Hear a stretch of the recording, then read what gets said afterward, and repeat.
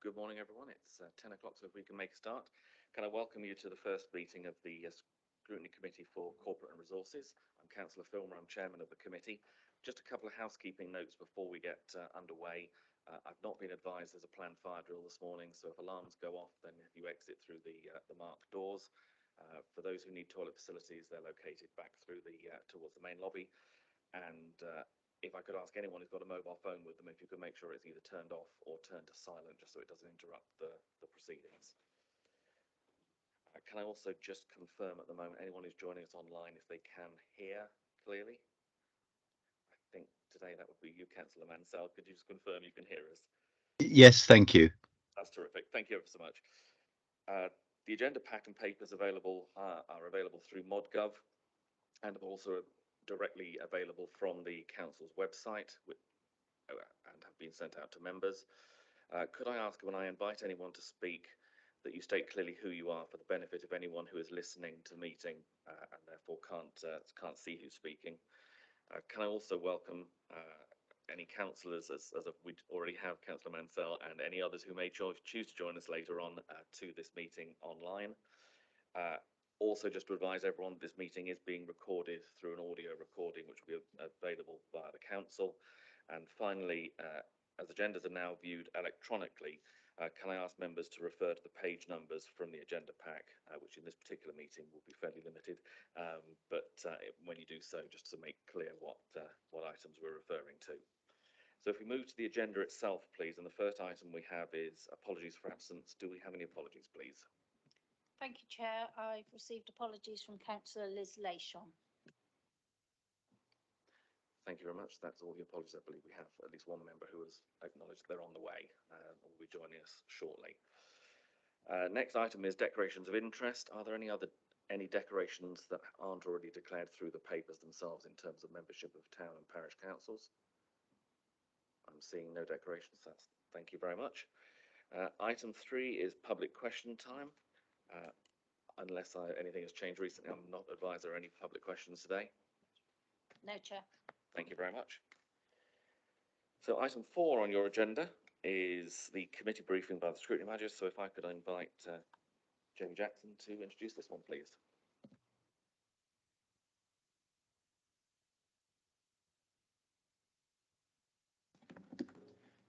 Thank you, Chair. Morning, everybody. I thought this was a good opportunity just to remind councillors, many of whom have already sat through one of my scrutiny briefings previously, just as to sort of the responsibilities of scrutiny and some of the principles around how scrutiny should operate, but also just a refresher on the new scrutiny structure here at Somerset Council, and give you an opportunity to ask any questions for some of you. I haven't worked with all of you, so I don't know your scrutiny background. So if some of you have some burning scrutiny questions, it's a good opportunity to get those out as well. Thank you. On to the first slide, please. So there is a statutory requirement for any council that has an executive management structure or similar, that they must have a scrutiny function. At the tail end of 2022, I was tasked with forming a task and finish group to look at how scrutiny might work at Somerset Council. The task and finish group was chaired by Councillor Butt-Phillip down on the left-hand side there. It was a very useful task and finish group. It was very well worked. It was a good cross-party group with a lot of very good suggestions coming forward, and ultimately the recommendations from that ended up going to council, and it is what we see now, that we have 5 scrutiny committee models rather than the previous 4. So adults and health and children and families remain as were. The division of the previous responsibilities, as was Somerset County Council, along with the responsibilities that the district councils had, led to a creation of 3 new committees: Climate and Place, which meets for the first time tomorrow, Community Scrutiny, and last but not least, Corporate and Resources Scrutiny, which you find yourself a member of. The structure was predominantly based on actually the new senior management structure, within the council to try and align better people's portfolios and also align that better with exec members' portfolios as well, because there was a lot of challenge with the previous model where there was a lot of crossover and different members were having to come to a lot of different meetings. The last 2 bullet points on that slide, to me, really sum up the two sort of principal priorities of scrutiny. One is to fulfill that sort of checks and balances role for decisions and policies. The other one, which I think is often overlooked or is perhaps taken too late as an opportunity by, I will say, members and officers, is that policy development role that scrutiny can play a real key function in helping develop. And what I will be honest and say here, and I say to all officers who sometimes pull a face when I suggest that to them, actually, if you incorporate scrutiny earlier on in your work, it makes your ride easier at the end of the passage, and you might not get such difficult questions if you turn up to a committee that's had no input whatsoever. So those are the 2 key functions I see for scrutiny. There are others, but I would like to see a lot this committee doing a lot of that type of work. Could you, next slide, please? I'm not going to go through all of these slides in detail because you're going to be PowerPointed out by the end of the day otherwise. But there's a common acceptance that there are 6 key principles to scrutiny. I would say the ones I just wanted to highlight here are the penultimate bullet point, which is about flexible working methods, and I'll come on to that in a bit. But as a committee, we are only going to be meeting every other month currently, and so that means we need to be very tight and pragmatic about how we use agenda time, but also how we use the time in between committee meetings. And there's a variety of ways of doing that, and I'll touch upon that later. And the final bullet point there, for scrutiny to be a councillor-led and owned function, I think that comes with time, and that comes as a committee gets used to working with each other well and knowing what you're really looking at. And at the moment, obviously, this is a brand new committee, and this is part of the reason we're doing this meeting in this format today, to try and sort of give you an introduction to each other and an introduction to the work that you are going to be responsible for. I would say my experience of scrutiny, which is getting on to be longer than it should be really now, is scrutiny in my experience has often been too officer-led, and scrutiny committees have relied on officers generating their forward work programme too much, and I think it really needs to be a balance between those two. My unofficial 7th principle that isn't listed there is try and leave politics at the door where possible. That isn't really referenced within those 6 principles. My experience of scrutiny has been very good, actually, about politics being left at the door. But if you can all bear that in mind as we move forward. Next slide, please. So, corporate and resources scrutiny. These are the functional areas that the committee now has the responsibility for. The majority of these now sit under the remit of Jason, who's sat a few seats down to my right. Not all of them though, but the majority do. So Jason will be our main support executive director at these meetings. So you'll be seeing his face as much as mine, hopefully. And obviously Jason will be able to, is the next item, he'll be able to go into some of the detail on some of these areas and what you might be able to expect to see on those. But it is one of the driving reasons that a corporate and resources scrutiny committee was created. Actually, was the previous chair of the place scrutiny committee, who had the responsibility for place, and the budget monitoring sat within that as well.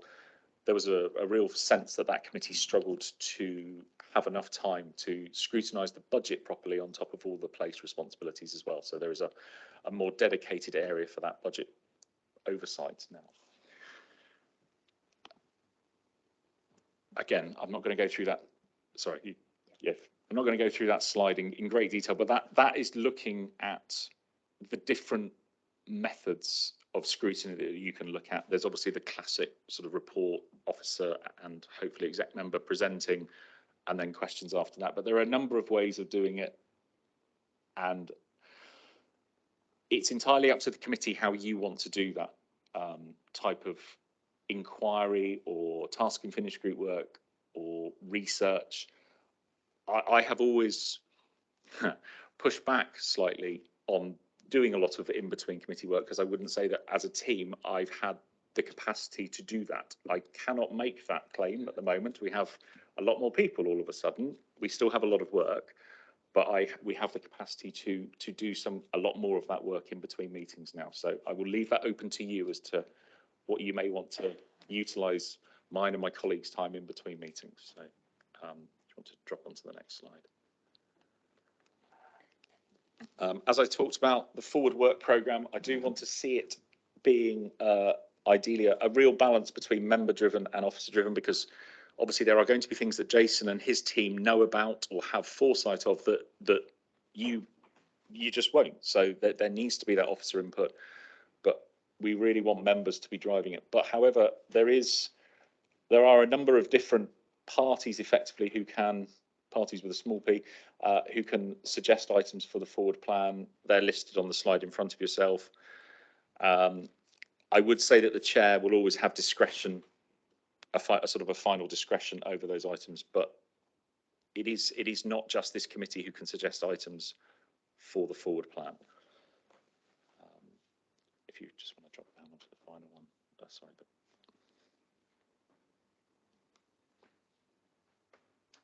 So the chair, the vice chair, Jason and myself have already met on a couple of occasions to have that initial discussion about forward work programme. And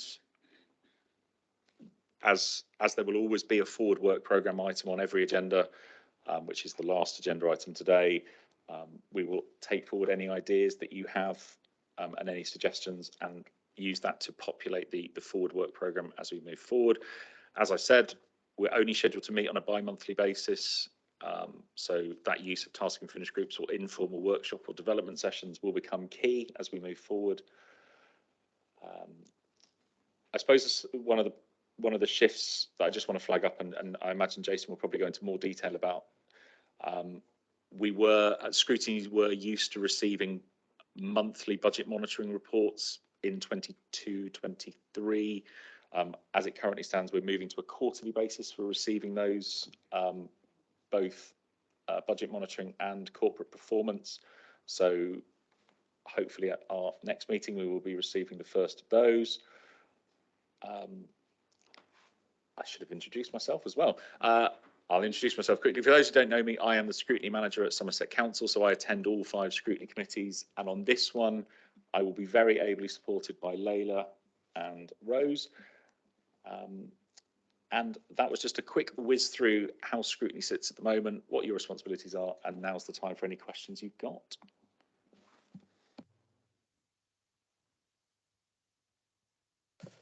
Right, are there any questions? If we start with Councillor Butt-Philip, thanks. Thank you very much for that presentation, Jamie. That's very helpful. I'm delighted to hear that we've got so many people working in Scrutiny now. Recommendation 7 from the Task and Finish Groups report was for the creation of dedicated Scrutiny resources from post-vesting day, comprising a minimum of a service manager, a governance specialist / team leader, 2 committee clerks and 2 Scrutiny researchers. What does the team currently look like, and do we have any researchers? The answer to that, Councillor, is no, not currently. We, as are many teams in the council, we are on the cusp probably of going through a restructure of the team based on the number of people we've had coming in. We don't have a definitive timeline for that yet. In the interim, the decision has been taken that we have staff allocated to Scrutiny committees in the way that myself, Rose and Layla are allocated to this committee, and then there's that similar model all the way down. We have allocated staff to a box on our spreadsheet that says task and finish groups, and it has a couple of names in it, and the same with research. They are not, I cannot say they are solely dedicated to Scrutiny at the moment. The expectation is that will be implemented when the team restructure work is done. The best guess we have been given by my service director on that is within the next 3 to 6 months. I have nothing more specific than that. Thank you. Any other questions? Well, Councillor Trimnell and then Councillor Rodriguez. Morning, Chair, and thank you, and so apologies for being late today. I saw very briefly on a slide just now something which I don't have great eyes, but made me think of constitution and governance. And I wondered whether there was a link between the two. Are we scrutinising decisions that are made? I couldn't quite see it because it was quite small on one of the last slides. So I wonder if you could just sort of tell me whether the two have any kind of link, none whatsoever, or whether I've just misread the slide entirely, please. Thank you, Chair. I wouldn't. There is a link there in terms of, for example, that task and finish group work that I talked about before. That went on to the Constitution and Governance group, again chaired by Councillor Butt-Phillip. But there is no direct link in that regard. I'm sorry, I was just trying to see what you'd seen on the slide that may have made you think that. Did you want? Right at the end, it was just before it disappeared, and there's a glare on the screen, and I've got some very old eyes. Absolutely. Yeah. I don't. Yeah, there is, but there is no direct link between that and the other scrutinies either. It's. That's fine, thank you. And I think going forward, one of the things that we're going to need to work out as a scrutiny committee, particularly working with officers and ourselves as members, is that relationship between ourselves and the other scrutiny committees and the other standing committees as well, that we don't end up double doing work, but equally we've got to be careful that stuff doesn't fall between the stools. So we need to, I think that's going to be very much part of the early part of the process, is working out who's covering what and making sure that we do cover everything that needs to be done. Councillor Rodriguez. Thank you, Chair. Just one for clarity, really, on when you mentioned the budget monitoring kind of stuff coming quarterly rather than monthly. I only wondered why the change, kind of the background behind that. My assumption is if it came monthly previously, then it would have been a need sort of reason, and it must have been important enough to do so. So I think that may well be coming up in the presentation that we've got coming from Mr. Vaughan later. So we'll come back to that. Councillor Locke. Yeah, good morning. It was one of the very early slides and I couldn't quite read it because I'm one of the ones with the old eyes as well. And it was, I don't know whether you can go back, Jamie, to that slide for you, Chairman. It was to do with, or I can remember it, it was to do with the policies, you know, of one of the scrutiny roles and what have you. I mean, being involved with scrutiny on this authority and at other levels on other authorities, I think we've got to be very watchful and wary of policies and items being incorporated on agendas and policies being used to follow projects of individual councillors. As a chair and scrutiny down here before, and excuse me for using your name, Jamie, but you will know there has been items which has been tried to be brought forward, you know, under the guise of policy, when it's really an individual councillors following their own personal sort of projects and what have you. And I think there's a real warning there which needs to go out. But as Bob said, a lot of things are cross scrutiny as well, but you've got to watch that the scrutinies do not overstep the mark on this cross scrutiny, because especially regards when you've got things like planning and everything else and things like that going forward, because scrutiny is not a planning function. Thank you. I totally agree, Councillor Locke. That parochial element that you spoke about is one area that I know the chair and I have already spoken about being very robust about, and also that use of the agenda time for the good of the council rather than for the good of an individual. Absolutely, and you and I have been there before, 100%. Just touching on from what the chair spoke about a minute ago. So one of the other recommendations that came out of that task and finish group was this regular, almost an informal 6th scrutiny committee, so a regular gathering of the 5 scrutiny chairs and the 5 scrutiny vice chairs, probably again on a bi-monthly basis, to discuss, as the chair referenced, where there's potential crossover, where there's the use for joint scrutiny, just to find out how scrutiny is working. And we do actually have the first of those meetings towards the tail end of next week. So moving forward, the chairs of each of the scrutiny committees can feed back to the committees on how those are working and where there's potentially been areas of crossover. So thank you. Yeah, Councillor. Mind, please. Could you just clarify whether it's me getting things wrong and that?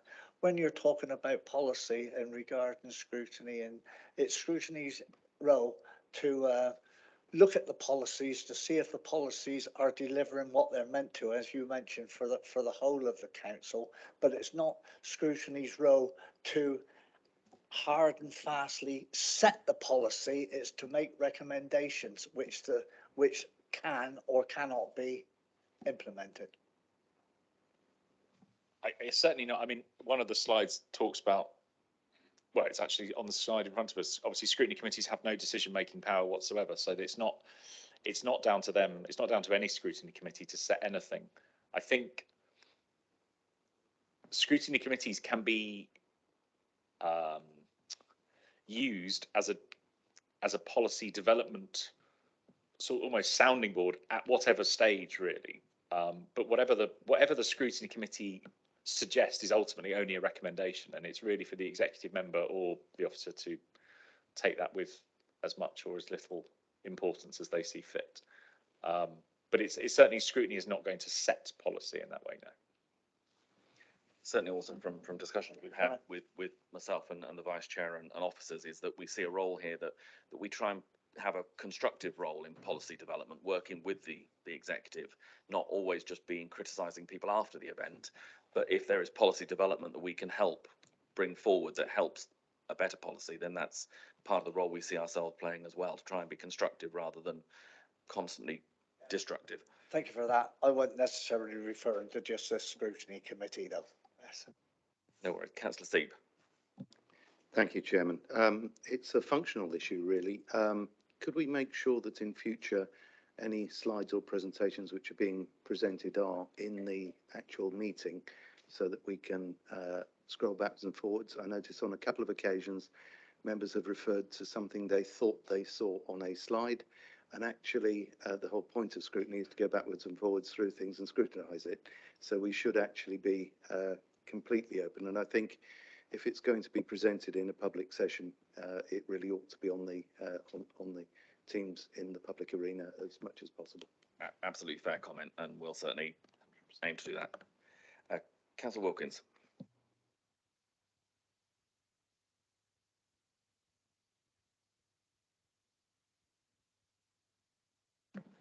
I will just add the point about the audit committee and how we fit in with that.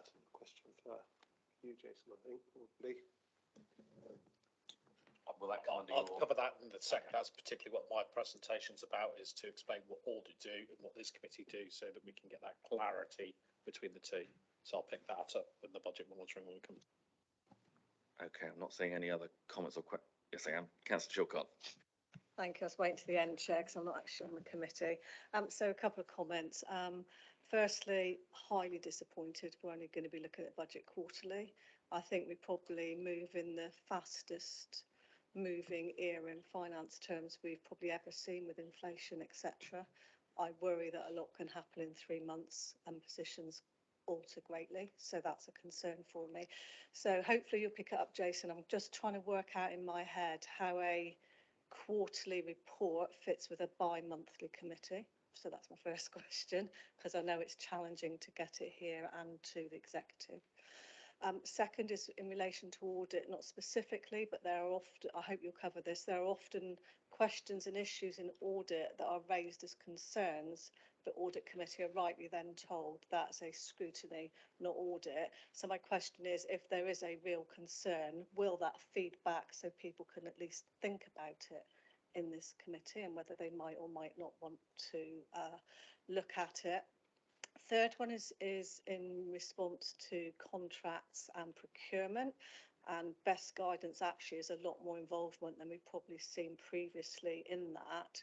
and helping to shape some of those large contracts. So my question is, how will this committee be able to see the longer term large contracts that this council might be considering, bearing in mind that they might well be even ahead of any forward plan, and certainly large contracts can be looked at 18 months, 2 years in advance. So how will this committee have sight of those large contracts to see whether they do or they don't perhaps want to do some work on it? Thank you.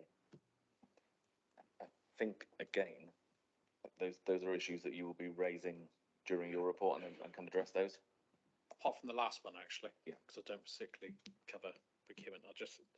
So one of the things as part of the LGR work we've been doing is to get a pipeline, effectively contracts register and the pipeline of when those contracts are due. So we can easily do a report to members to say, here's the contracts due over the next year, over the next 2 years, etc. So you can see those. There may be some of those, like you say, some significant ones in there, as well as some smaller ones that you go, actually, we'd like to delve into that. Or actually, we'd like another scrutiny committee, if it depends on the focus of it, to look at as well. So that we have the information now to be able to do that across the whole of the unitary. thank you, Councillor Sieb. Thank you. Just backing up Councillor Chilcott's very good points on procurement strategy. We have a number of projects which are running at the moment, which involve large procurements, which also involve procurement strategies. And I'm thinking about such things as, for example, do you go with a separate design and build or a single stage design and build for a particular infrastructure project? And those are the sorts of questions which I would have expected there to be some need for scrutiny of, but which might actually be being handled via panels in other places. Can we have some thinking around how we relate to those other panels? And I think, as you heard before, there will be this meeting in effect of the chairs and vice chairs of the various scrutiny committees to make sure that we're covering those issues. I think there will have to be. I mean, from the discussions we've had, there are a number of issues that we need to be on top of in terms of working with not only those scrutiny committees, but as we've said, audit and other groups that cover part of our remit. I think we will have to see how we work in terms of this 2-monthly cycle, and certainly, as has been mentioned by Mr. Jackson, we need to be looking at those sort of task and finish groups potentially to be operating in between and making use of the resources that are there to ensure that work carries forward, because otherwise the workload of a bi-monthly committee is going to be so heavy that we're not going to get into the detail of anything. So I think that is something that as a committee we very much need to be across. So hopefully we can take that forward and those points are taken on board. Thank you very much. If there's no further comments at that point, and we will come back obviously to your questions, Councillor Chilcott, in the presentation. So if we can note the comments that have been made under that section of the agenda and move on to agenda item 5, which is our presentation from Mr. Vaughan. If you'd like to go ahead, please. Thank you. Good morning, everyone. So I'm Jason Vaughan, the Executive Director of Resources and Corporate Services and the Council's Section 151 Officer. Part of that role, I support 2 of the committees, the first one being this committee, but also the Audit Committee as well. So picking on Councillor Chilcott's comments there, I will help make sure those 2 things join together because they are slightly different committees.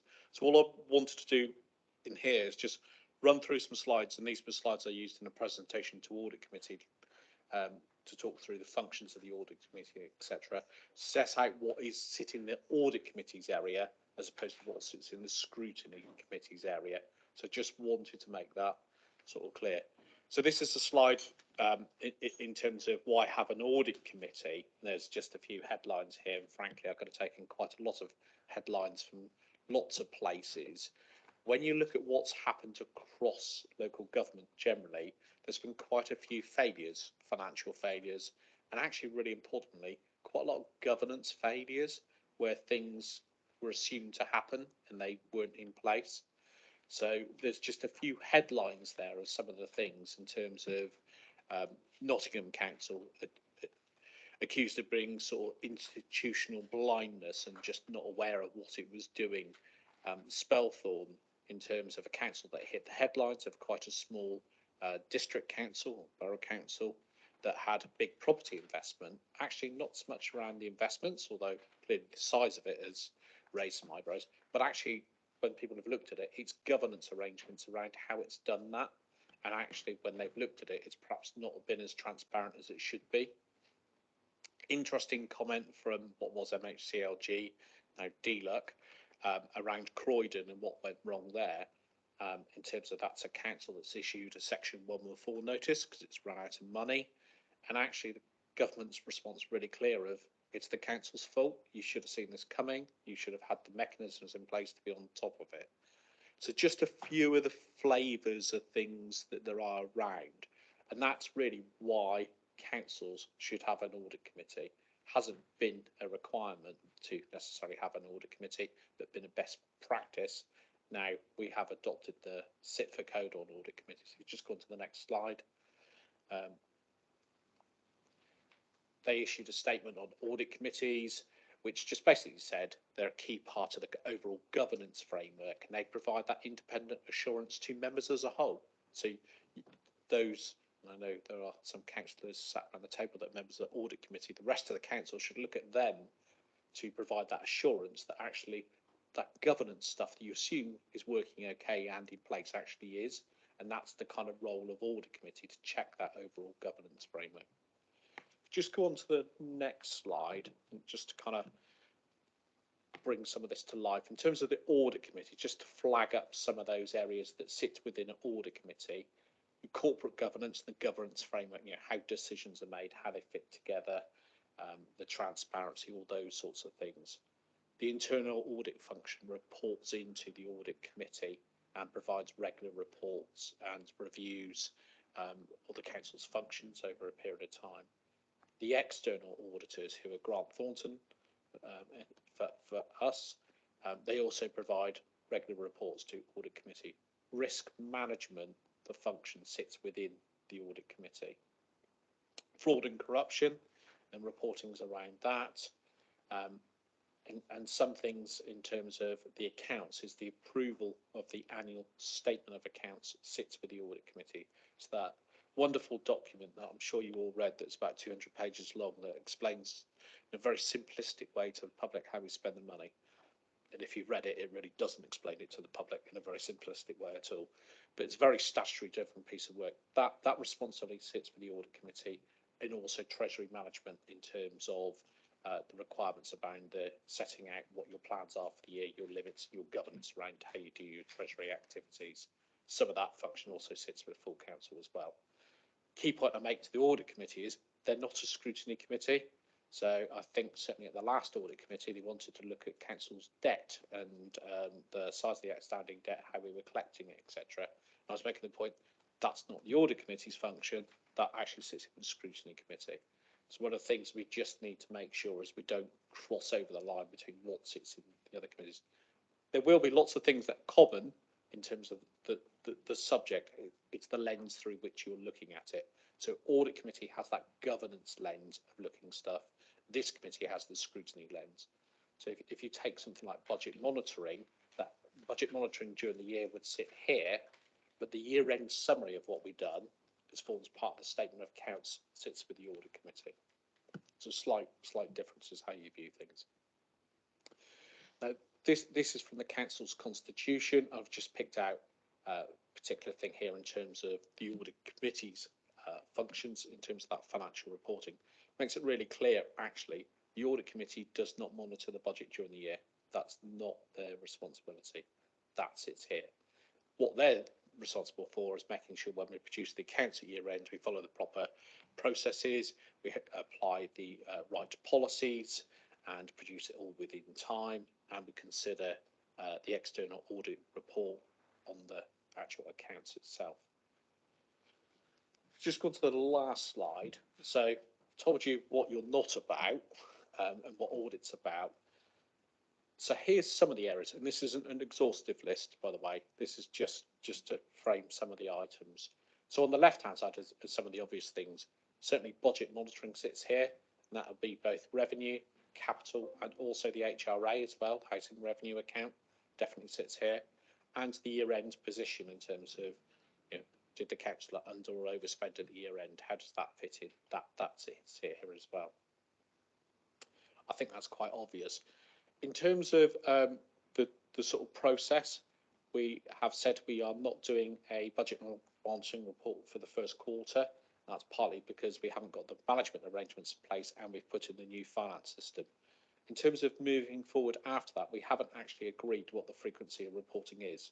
So that's a live debate to have with members around what's appropriate. And one of the practical things we need to look at is whether we do things pre or post scrutiny, as it were.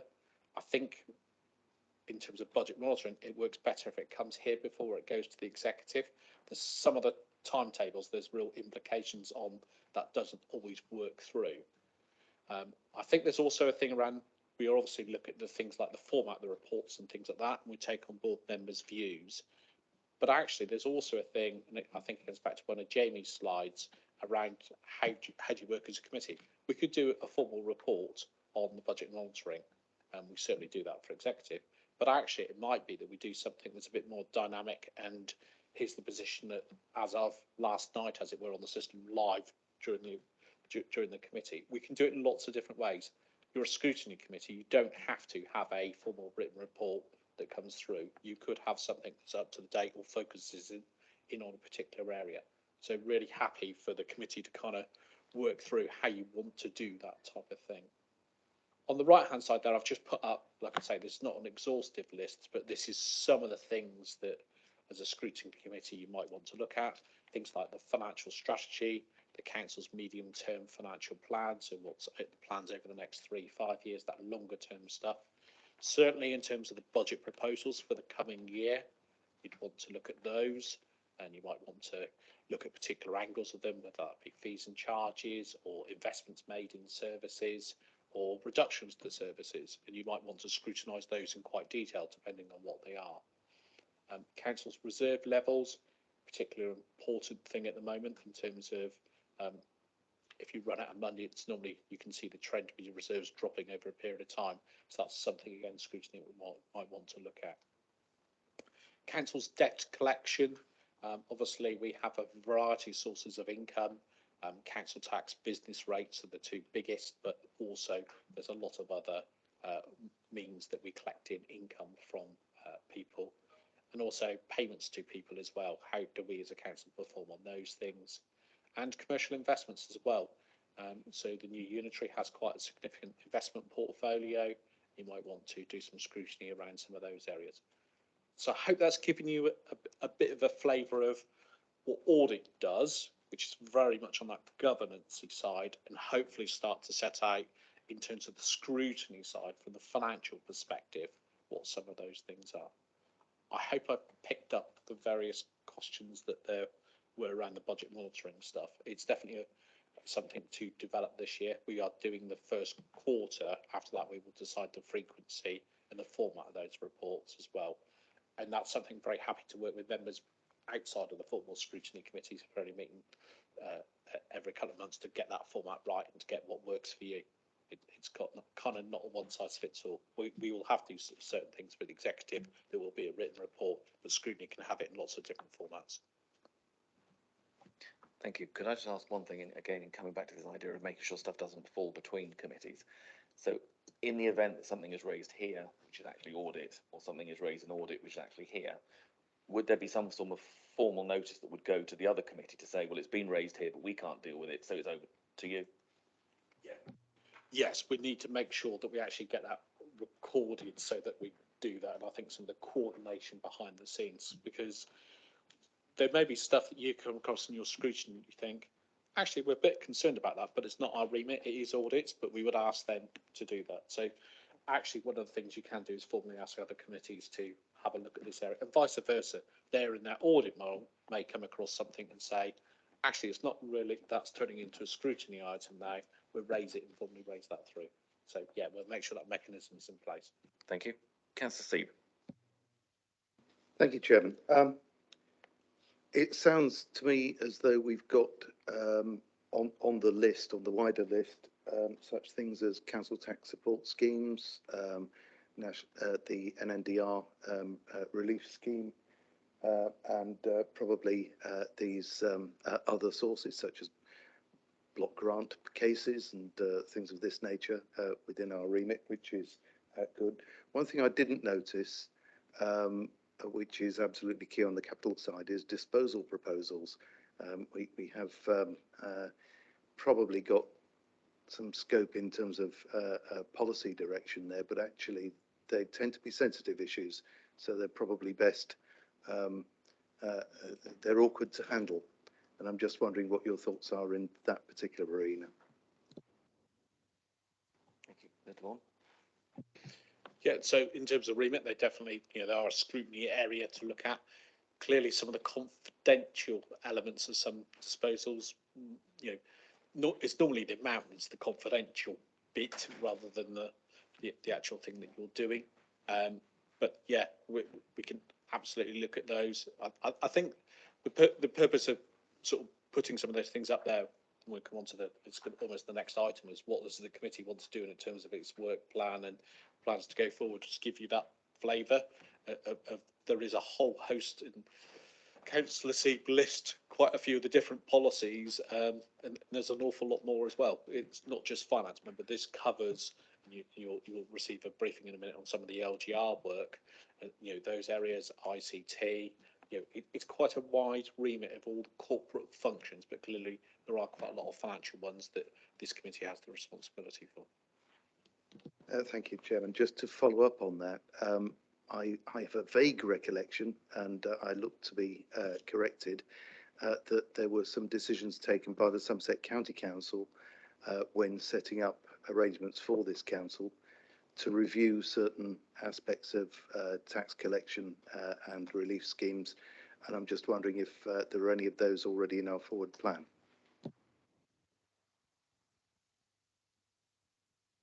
Not as yet.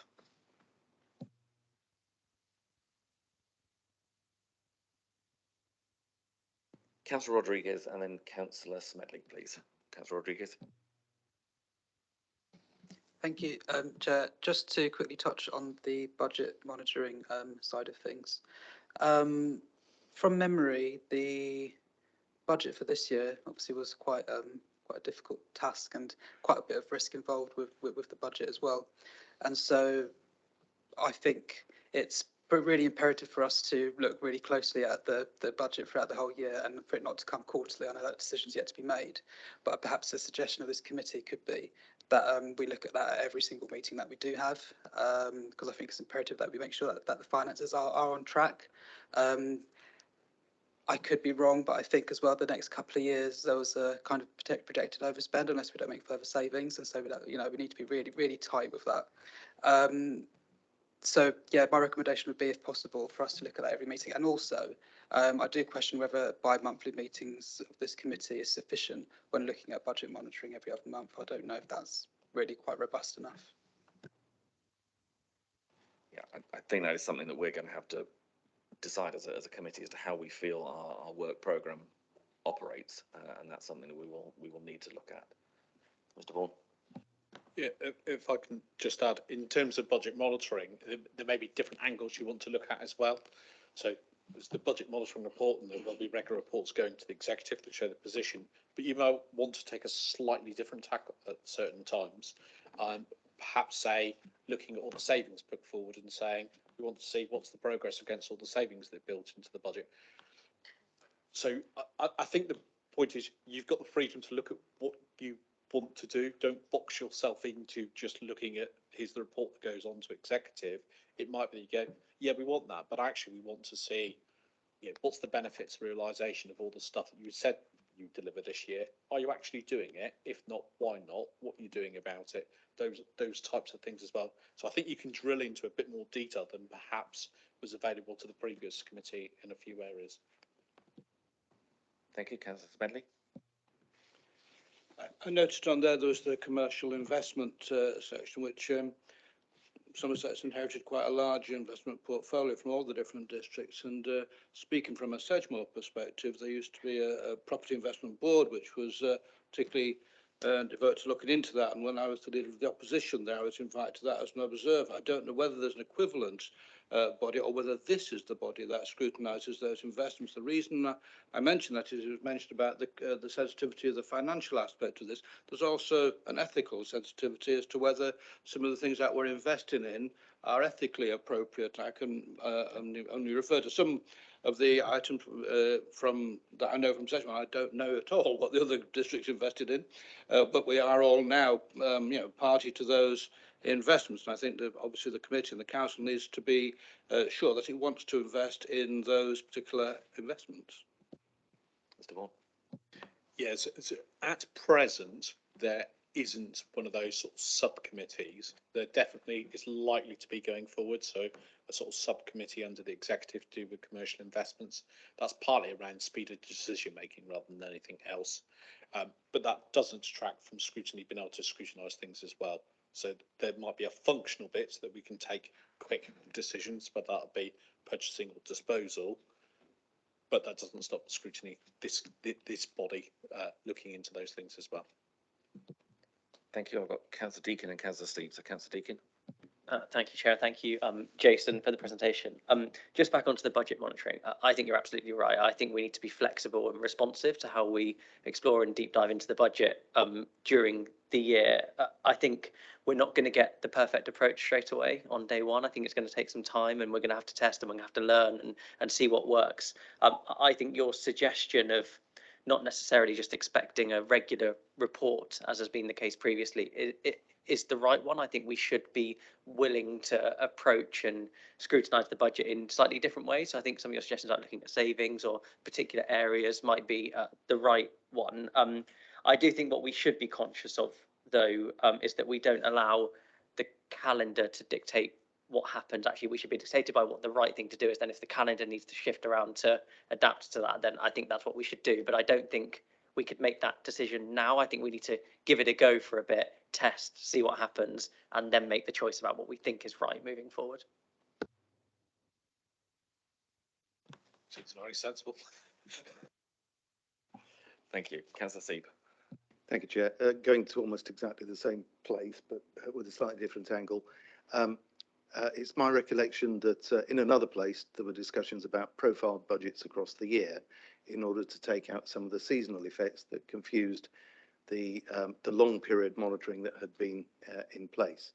And that became really apparent through last year when we were on the monthly reporting.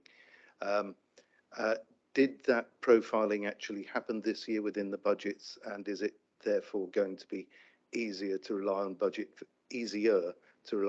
variance? Mr. Vaughan. Budgets are profiled, and you can see me hesitating. We have in some services brought together 5 different councils' budgets into one place. I'm not sure we've got all the budgets quite in all the right places in the finer details we go through that. So I think this year is going to be a bit of a messy year in the technical term there, as we move some of the budgets into the exact right place. I think big picture, yes. I think as you drill down into the detail, we will start to find 1 or 2 things in slightly different places. There will be some tidying up this year. The area that I would say we really haven't got profiling right, and again, it's an area that in scrutiny in the past just hasn't got into in that sort of detail, is on the capital programme. I'm starting to look at the outturns. We've got significant underspends across every single council. Now, that's you kind of look at that and you go, oh, that happened the year before as well. And I think it happened the year before that as well. And most probably the year before that as well. So you kind of go, something's not quite right in terms of, in capital projects by their very nature, quite difficult to do. COVID definitely has had an impact in terms of, certainly if you're building things and stuff like that. But actually, I'm not sure we're profiling the budgets correctly in the first place. We tend to always assume the 1st of April start. Really? Every project starts on the 1st of April. Magic, the 1st of April. Happened to be a Saturday this year, didn't it? Didn't see many things kicking off on that Saturday. So, there's some areas, going back to some of the earlier conversations, the profiling might be that we look at particular areas and go, we'll focus on, say, capital, and want to deep dive into that as an area this month and find out what we can do around that. That triggers a very interesting thought in my mind, because we've discussed that risk management is sat within the audit side of the game. However, what you've got there is an evidence of projects and program risk, which is perhaps about project management rather than other skills. And I noticed we had ICT down as one of our labels, which of course is quite interesting because in reality that's driven out of the requirements of different services, and we are really talking about the remainder of IT. Project management skills are obviously critical to good management of a capital programme. Surely that falls within the remit. Yes, so in terms of audit committee and risk management, remember their role is around the governance and assurance. So their role is to make sure there's a risk management strategy, there's a risk management policy, risk management happens. In terms of how that works in practical terms, you're right, a project risk would absolutely be the scrutiny of this area. If you were looking at a particular capital project, you'd be looking at the risks associated with that. That's absolutely appropriate for this committee to do. So it's understanding the difference slightly between audit, making sure the assurance is there. It's a bit like the budget, making sure the assurance is there. You're looking at the detail in this committee in terms of how that's really working in practice. Thank you. Can I also just clarify in terms of obviously budgets and monitoring, that is very much part of what we're looking at here, but also in terms of performance and delivery, that will also be coming through yourself to here. Yep, so performance, and again, you know, if you look at really good practice, if you look at a service and performance is not doing very well and declining, it's very interesting if you look at the budget as well, because I suspect the same thing's happening. You can spot trends on some of those things. So I think one of the things you can do as scrutiny is start to join those up as, you know, I'll pick on a service. It could be housing, for instance. If you looked at the performance on housing, homelessness going up, you know, things taking a long time. I suspect if you looked at the financial side of it as well, there's something going wrong there and our costs are shooting up. So actually you start to have that intelligent picture of what's going on in that service, and you might then want to say, actually want the service manager responsible to come in here and tell us what they're going to do about it, what corrective action they're going to put in place, are there any policies we need to change, that type of thing. So I think you can really start to join stuff together in a way we've not really been able to do in the past. Councillor Deakin. Jason, I just think you've hit one of the really key points there, which is how we move as an organisation from understanding what's happening to why it's happening. Because when you get the insight as to why, that's when you can do something about it. So I think you're absolutely right that a static report might tell you what's happening, but it gives you no richness into why that's the case. And I think you're right. I think inviting in other people who can bring that richness and that detail is really what's going to help us then drive the performance improvement. And basically that's going to be how we're going to have to work out how this committee works to do that. And I think, as you said, as Councillor Deakin said earlier, I think it is something that we are going to have to learn as we move forward, and I'm sure we will make mistakes as we go, but I think we need to learn as we work together as well to see how we can bring this forward in as positive way as we can. Mr. Vaughan. Yeah, you just sparked something in my brain there. In terms of how audit committee are working, they receive reports from SWAP on internal audit and what's happened. If that report flags up there are lots of issues in there and they can't give very good assurance around that area, the committee are saying they want to see the responsible manager to come in and explain what's going on. There's no reason why you couldn't adopt the same approach here, that if there's a particular budget that's going out of kilter within certain parameters, we could set that up so that manager is arriving at the next committee to explain what's going on in that service area and provide you with some assurance around what's happening, rather than we need to get the timings right and the process right so that it's not 3 months after or 2 months after the event, we've done it every 2 months. It's how do we bring that forward through the chair or vice chair and make sure that we're actually getting the people here in a timely manner so you can see what's happening. Okay, thank you. Are there any other questions from those on the committee? I'm not seeing any. Are there any from non-members of the committee? Councillor Chilcott. Thank you. I think it's quite a long list of potential areas you could look at already that we've discussed today, and certainly for me the discretionary reliefs that were mentioned earlier, that's something I brought up at a previous scrutiny. It was very officer driven and officer written this year, and it's really important that councillors also get involved in that. My question and challenge is, for productive and effective scrutiny, best practice is to have one substantive item on an agenda. You know, we did a huge piece of work around that culturally. It just feels by moving to bi-monthly, there is a danger either that you can't get everything on the agenda that you want to, or that you have a packed agenda, which then can diminish effective scrutiny. Thank you, Chair.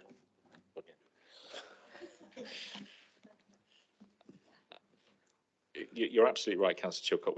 We did a piece of work with the Centre for Governance and Scrutiny, who carried out a review, and their recommendations were actually that scrutiny committees should move to 2 substantive items per agenda. At that point, we didn't feel we were mature enough as a scrutiny cohort, and we pushed back and agreed a limit of 4, with the view that we would move to 3 substantive items moving forward. And that has been I think that's been the general agreed principle, is that we will move forward with 3 substantive items on each agenda. I absolutely take your point, though, that the risk of having meetings every other month puts a real pressure on that number.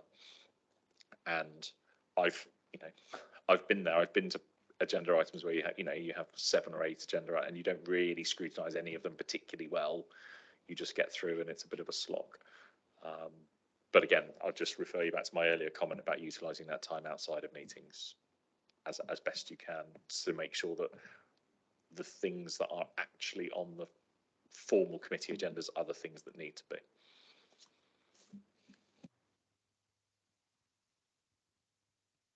Thank you. Any other comments or questions from members?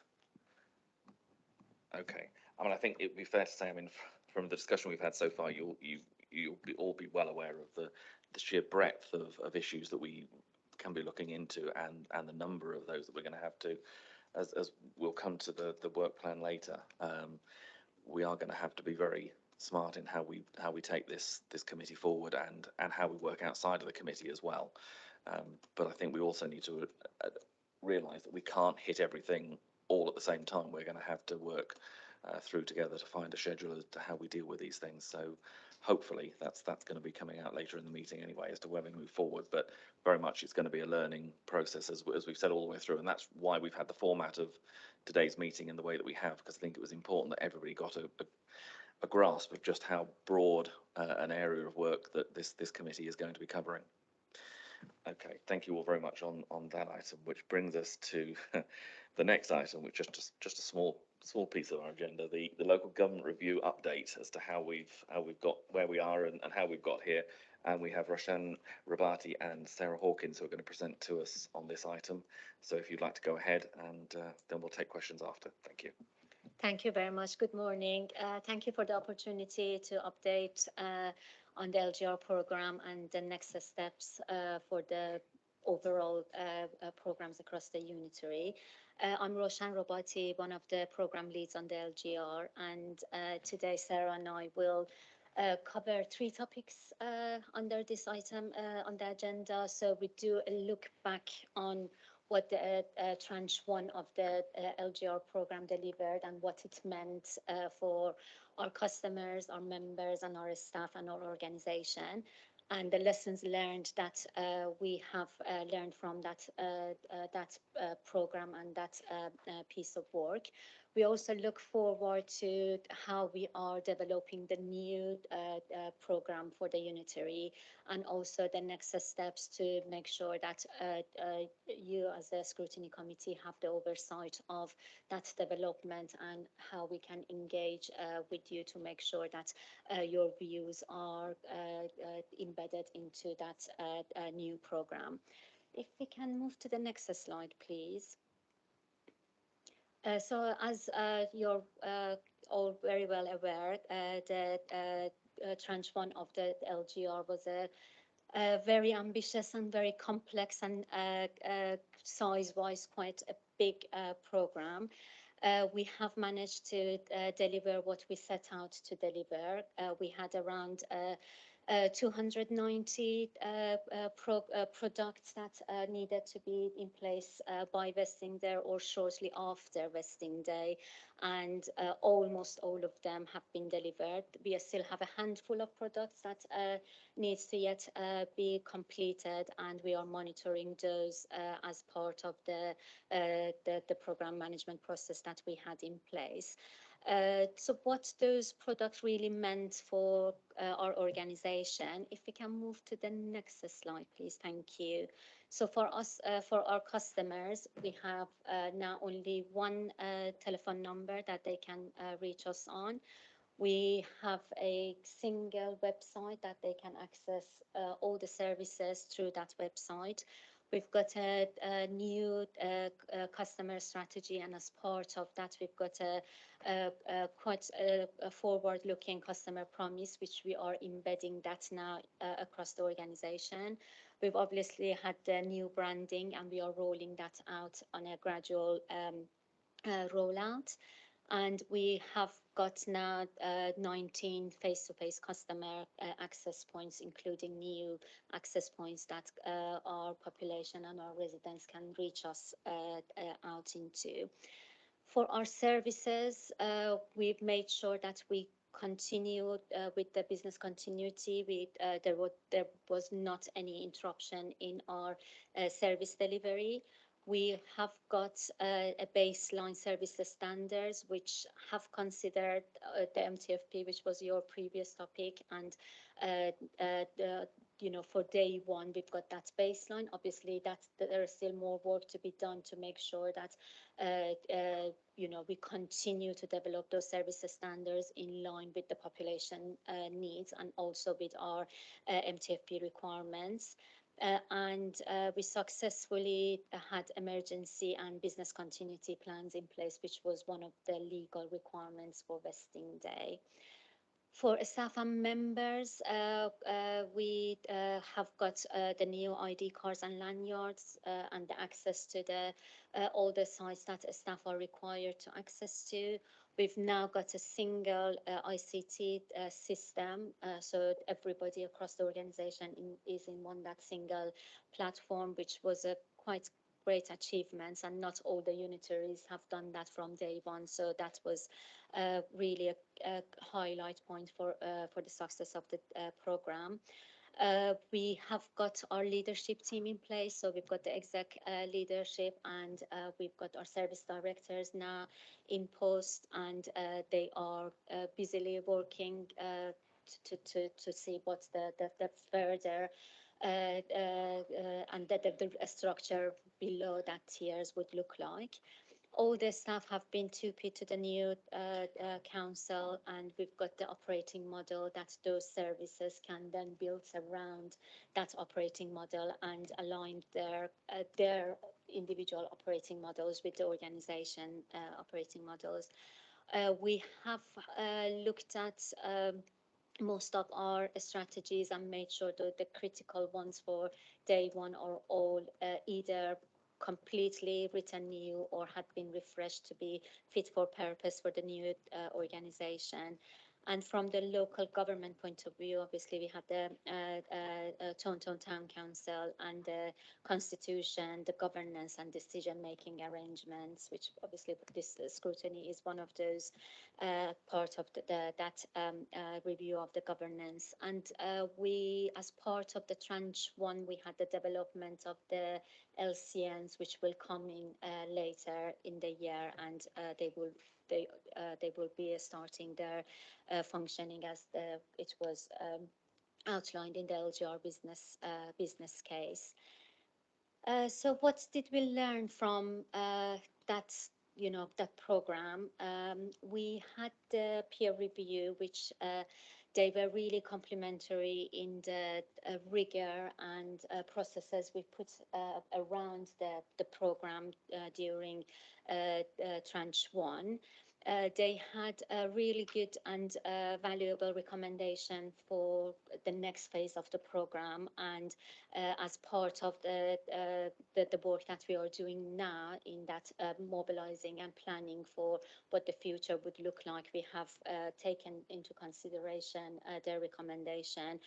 And that is what they recommended as well. They said, don't rush into the next phase of the program, take a pause, make sure that, you celebrate the success of the program, you give the the colleagues that had a space to be able to move to the next phase, and obviously involve all staff and members with that planning, and have that rigorous focus on risk and benefit realization management.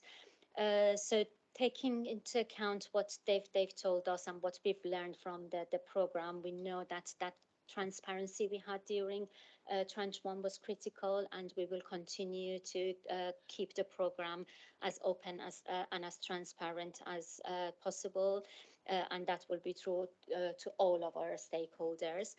That rigor which I mentioned, we were able to use the architecture we put around the program to be able to give us that view of what needed to happen when, and if we needed, if anything wasn't going to plan. So it was enabling us to pick that up quite quickly and do that risk and issue management robustly. So we will continue to do that, and we have had a mechanism to capture all the lessons learned. So where the things went well, we would be able to celebrate, and if things didn't go as well, then we could, as I said, either pick it up through the risk and issue management, or capture the learning for the moving forward with the program. And we had the escalation mechanism to escalate and de-escalate as and when appropriate.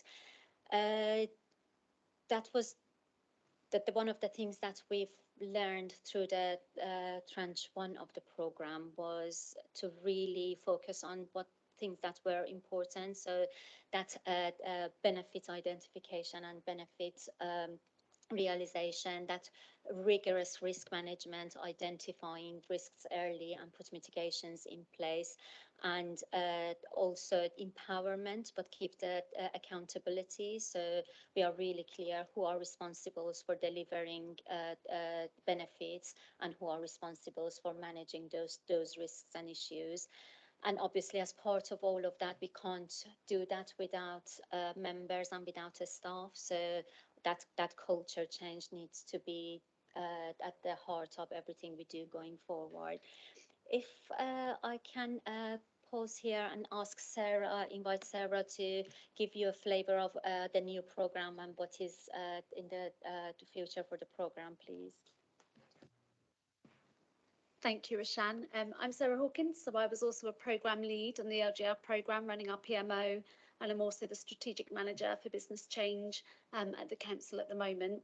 As Roshan said, what I'm going to quickly cover is what the new approach that we're proposing looks like going forward, and really a bit of a focus on why we're putting that approach in place, and what we think the benefits of that new approach will bring to really help us move forward and shape the new council and drive the improvement that we're looking for.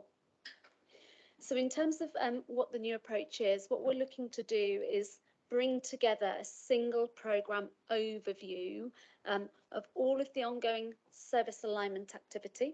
So that's the alignment activity that wasn't done before vesting day, all of the improvement activity and opportunities, the transformation activity, and those cost reduction activities. So we're looking to bring those together into a single overview. In terms of what that looks like in programme terms, we will have a specific transition programme. So we know it will take time to fully align our services that have been brought together. We've got lots of learning that we've captured from other unitaries. That tells us that it will take, and we should allow, approximately 24 months to do the majority of that work. I say the majority because some of that work that is far more complex and involves systems alignment may take a little bit longer because we may jump straight to transformation to really capitalise on an opportunity. So we allowed 24 months for that work, and it's really important that we do that in a managed, controlled, coherent way. As Roshan was saying, lots of the peer review feedback really underlined that to us and drove that home. So that programme will cover the remaining alignment activity, and that will be systems, processes, contracts, data. It will also focus on our people change, so our culture and behaviour and our competencies that are required to really ensure that we can move forward as a council, and also some of the strategy development that will be key to drive us going forwards. In addition to that, we will also have the transformation projects and programmes. So we know that we have a number of those that are in train, in particular in our people services. We also know that we have some great new transformation opportunities as a result of the LGR. So we'll have a transition programme, and then we'll have our transformation projects and programmes as part of that overarching approach. There will be a single transition, transformation, change board for Somerset Council, and that board will have the role of assuring delivery and prioritisation of our transition programme, as well as those priority transformation projects and programmes council-wide. The aim in terms of the transition programme is to have that fully scoped by the end of July. As I said, focusing on that ongoing alignment. In terms of the transformation pieces that aren't already in train, they will obviously go through a business case process, so we're really clear on that impact of investment, and we can make those decisions in line with the strategic alignment, and that impact, those benefits that those programmes will give us, because we know we can't do everything at once, and we have to prioritise and find the right balance in terms of how we sequence the transition and the transformation. In terms of the new approach and in terms of the learning that we've captured, obviously that we will continue to have that PMO role to support the delivery of our projects and programmes, really building on some of that learning from LGR that Roshan shared a moment ago. And you'll hear benefits a lot through the slides today. Benefits will be absolutely central to that approach, both the cash and the non-cash. So not just the LGR business case benefits, which the remainder of those will absolutely be driven out through that transition programme, but we need to be really clear in terms of the impact of investment, improved outcomes from all of the transformation and improvement activity, and make sure that's embedded through how we work. So in terms of the why then, what's the benefit of this new approach? So we feel it will really help us in terms of deploying the capabilities, so our skills and expertise and our capacity across the organisation for that ongoing alignment activity and the transformation that I spoke about, to make sure that we can that capacity, that capability is used for the greatest impact, and it will really help us, I think, manage the challenge that we constantly have around different programmes competing for the same resource, and avoiding that kind of first come, first serve approach. The resources required for the transition and the transformation, as I've said, it will draw on our corporate support services. So with the single overarching board playing a role in terms of that governance and that oversight that we will have, that should help us to strategically resource these programmes and prioritise them based on their impact, and also based on that strategic alignment in terms of what we're trying to achieve as a council. We can then make sure that we are deploying that expertise on the right activities at the right time to drive that change and improvement and support the sustainable MTFP. Again, that came through strongly in terms of that peer review learning. It should also, in terms of the MTFP, bring some clarity in terms of that pipeline that we've got in terms of our transformation and what that should offer us in terms of cash and non-cash benefits, and make sure that we can feed that into the MTFP. In terms of the overall approach, it's absolutely about continuing that theme of visibility and transparency that we took through the LGR programme, and being really, really clear at all times. These are the outcomes, these are the benefits that we are seeking to achieve. In terms of the benefits, we will be really clear that all of those should be profiled so that we understand when we're expecting to realise those. They are linked through in terms of all of our programme deliveries. They're embedded within that programme delivery. We're really clear on the actions. So an example would be cessation of a contract, organisational levers that are actually going to help us, in particular in financial terms, bank some of those cash benefits. And what that enables us to do is really early on in terms of our programmes, be more proactive. So if delivery is slipping, we should immediately be able to understand what the risk is to the benefits delivery, rather than that materialising through in-year pressures, 3-4 months later. So it enables us to be as proactive as possible by making sure that we embed that benefits approach through all of our programmes, balancing that with the risk management. So our risk management approach is tied into our benefits delivery as well. I think that probably covers it in terms of the why. So I'll hand back to Roshan, who's quickly going to cover the how, just to give you a bit more of a feel in terms of how we will manage this. Thank you, Sarah. So yes, absolutely. Sarah described why we needed to have that central approach and that central program. And in this slide, I'm just going to quickly highlight how we are actually going to do that. So we know, the issue we have finite resources, whether it's people or finance. So we just need to make sure that we have a mechanism to choose the right programs and projects and focus our resources into the right programs.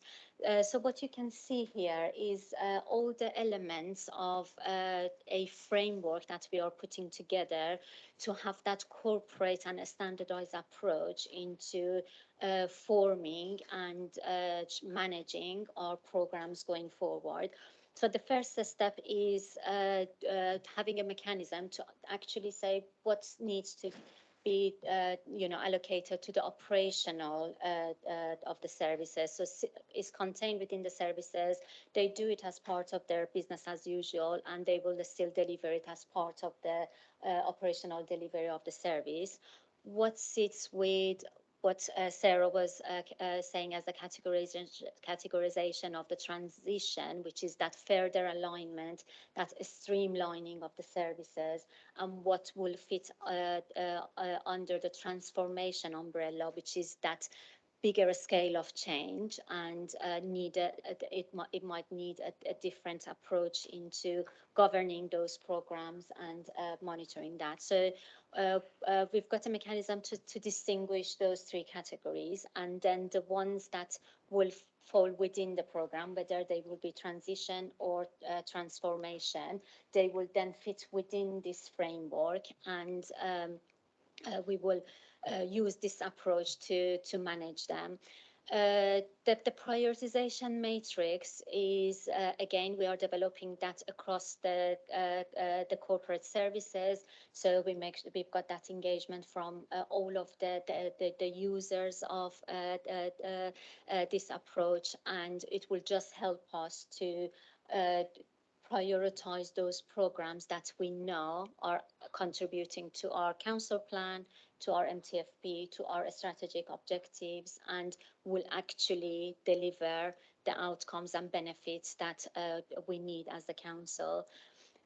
Once we agreed what those programs and projects would look like, they will go through a gateway to make sure that they have all the chances of successful delivery. So that rigor which we mentioned, we applied as part of the tranche 1 of the LGR. Similar to that, we will have that rigorous monitoring to make sure that the benefits are delivered, make sure that the changes that we are introducing, we have the right environment for them, they will bring that outcome, and make sure that the timeliness and the budget envelope are considered as part of that delivery.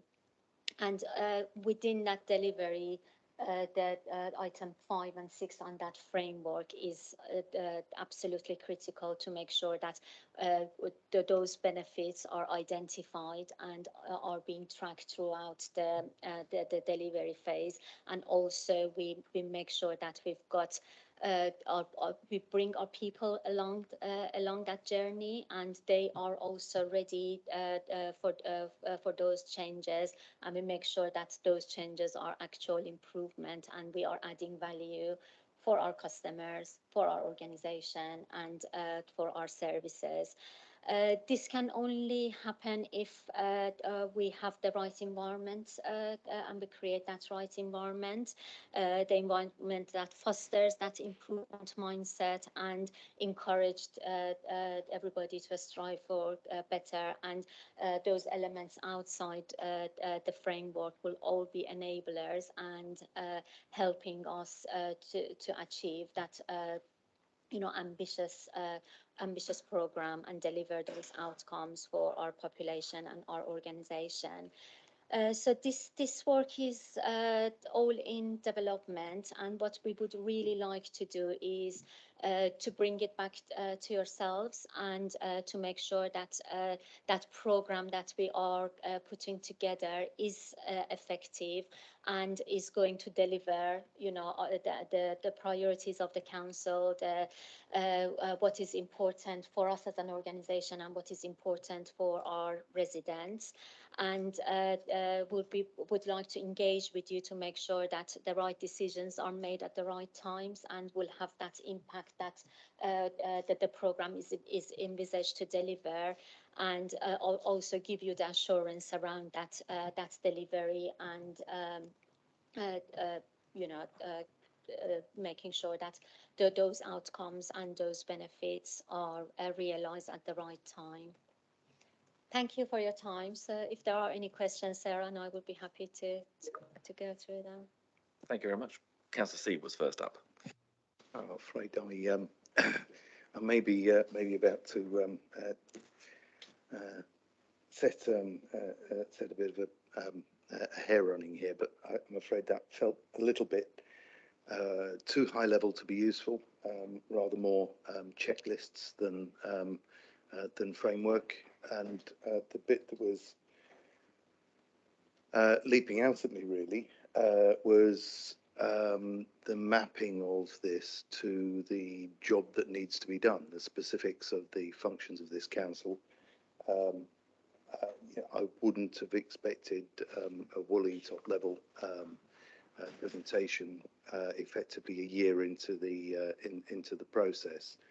I'm a bit concerned about some of the ways in which it was presented. I wouldn't want those to be locked in delivery. So, for example, the transition versus the transformation may well be a very appropriate two-stage part for large parts of the council's functions, but there will be some council functions where actually it's a case of you could transition straight into the to-be model because there is less uncertainty. In the business case, there were some specifics around priority areas because of the potential gains. And certainly during the process of bringing the councils together, we identified further, obvious areas where there was a need for priority, either because without that priority we wouldn't be continuing our service to the residents, or there was a big opportunity for savings. And indeed, earlier today we've been discussing the potential issues around the capital programme and handling that as a portfolio rather than as a series of programmes or a series of projects.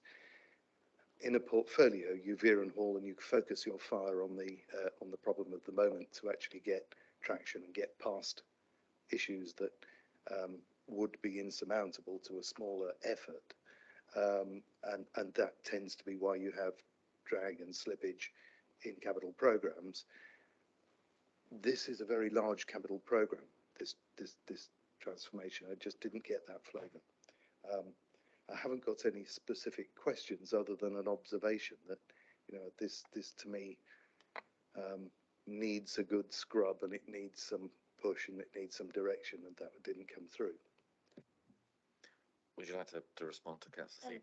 Thank you very much, Councillor, for your observation. And actually, I'm pleased to say that what you are asking for, I think we have it. And obviously, you know, we didn't want to bring all the details today because at the moment we just wanted to give you the approach. But what we have done before Vesting Day, and that work is continuing, is you know, we have mapped out the level of alignment that the services has managed to achieve by the Vesting Day, and the opportunities that still needs to be further developed. And we have a very good understanding of that level of change for each of those services. And the reason we distinguish that transition and that transformation phase, and obviously, you know, we can have further thinking about that separation, was exactly because of that, because they within some services, some of those changes are quite straightforward. You know, you can achieve that by a little bit of intervention and a shorter turnaround. Some of them are quite complex. As Sarah mentioned, they need, you know, complete system alignment. They would need, you know, new restructures. The scale and opportunities of change is, you know, a lot more extensive, that you would want that transformational approach to properly then resource them and allow the time to be able to gauge and gain those benefits and outcomes. So we have a really good understanding of where those services are. And remember that some of our big services, they were not part of the LGR, so adults, children's and public health, and we are bringing those into the program as well. So again, that you know, consistency and that standardization approach to you know, to managing those transformational activities would need that rigor, which they, you know, they might not be quite used to. So, you know, we have that then, we will have that consistent approach to make sure that at the beginning of each project or program or activity, whatever we set to deliver, we will be able to achieve that. Councillor Seaton, do you want to give a quick response? If I could just quickly say, it's reassuring to be told that that is available. I'm presuming that, for example, the children and families side of transformation is going through that scrutiny rather than here. Is that correct? So we intend to bring all the program activities into here. So you will still be able to see all the transformational activities. So anything that sits within the transition, transformation and change board will come to here as well. And so. Thanks, Roshan, and thanks for the feedback. Just to add to what Roshan said, so you'll see the cumulative total of that through this board and the contribution that would make towards the MTFP, and also critically in terms of how we're using our corporate support services to deliver that change and transformation. So that's absolutely the view you would get.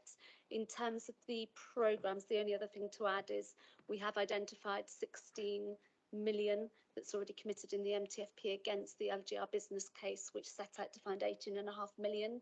So that's having that ongoing transition programme enables us to continue to drive that out, remembering that that was just about the alignment and providing that platform for lots of improvement opportunities. So the transformation should give us those cash and non-cash benefits over and above the 18.5 that were in the business case. We're confident of identifying the 18.5 and doing that through the transition. So setting it up in this way of having the transition programme and then the transformation allows us to make sure we really don't lose focus in terms of driving through the the 18.5 million from the merger of the councils.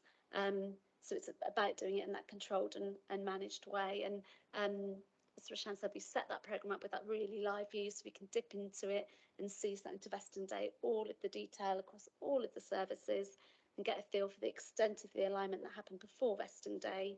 And the analysis at the moment is then making sure that we, in terms of the remaining alignment, we understand, we prioritise that in the right way based on risk, and we're able to sequence that rather than try to do everything at once within our available resource, because we need to do it in the right way. We need to sequence it coherently and appropriately.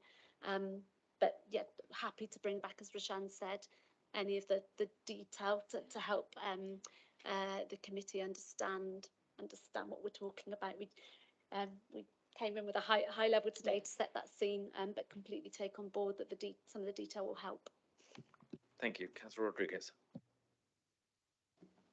Thank you both for that presentation. Just a couple of things really, and I suppose you may not be able to give an answer at this particular meeting. A couple of the things that I read on the screen, I'm just not sure how we scrutinise it really. One being the 8 tranche 1 products that remain to be delivered. I only wondered which body scrutinises those particular 8 tranche 1 products in terms of kind of what exactly are they? What are the risks of them not being delivered, or the delay in the delivery of those particular items, which we don't know what they are. And also, another thing as well that perhaps you may not be able to answer is I'm aware as well about the payment systems not quite being ready, if you like, I think. And I'm just wondering as well what kind of effect that's had on the delivery of projects and services, and also in terms of paying suppliers on time, if that's had a negative effect. And I feel like that's sort of things we should be looking at, and it would have been nice to see that today, but I appreciate the comments you've already made. And lastly as well, in terms of the LGR peer review, one of the comments on there was about continuing to manage risk strongly.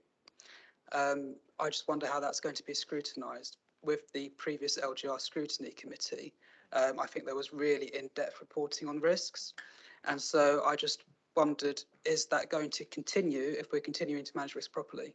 Is that sort of risk reporting going to continue? And is it going to be coming to this committee as well? Thank you. Thank you, Councillor. So about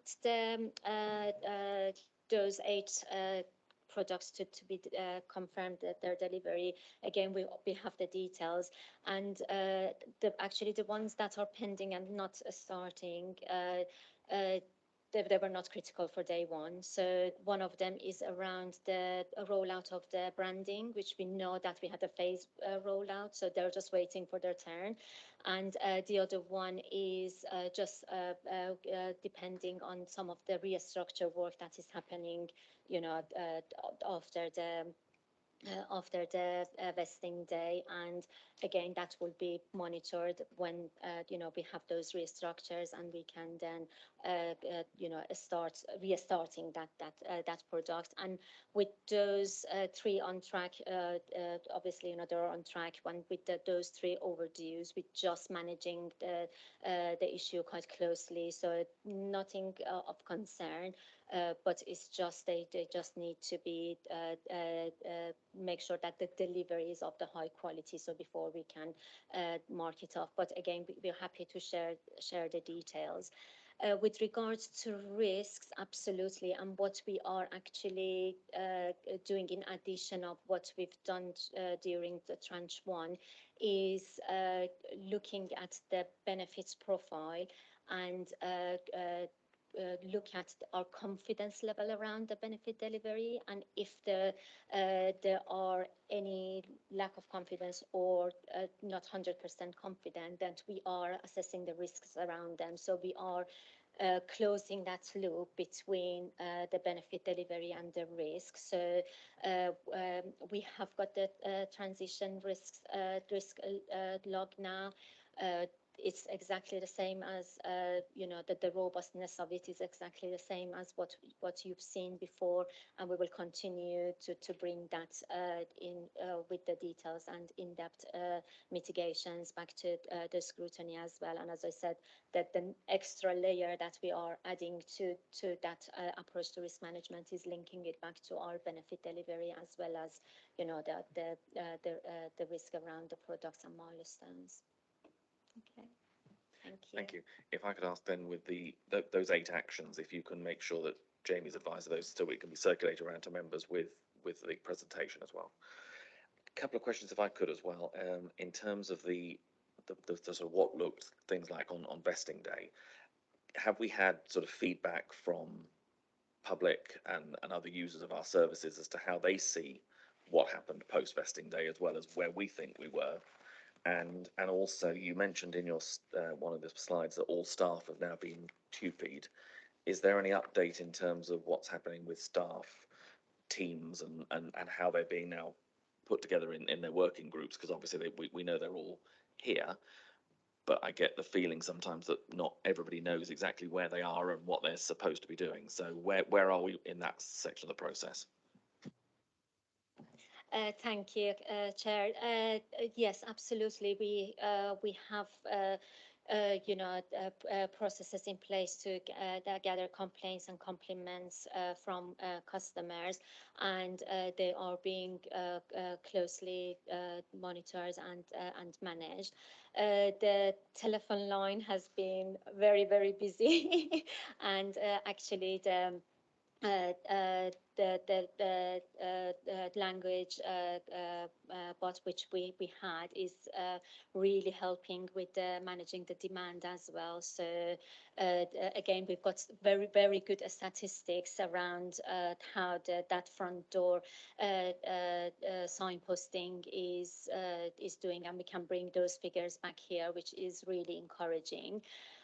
With regards to, and that's the same with the staff, we are gathering, you know, staff views as well. We have culture navigators, we've got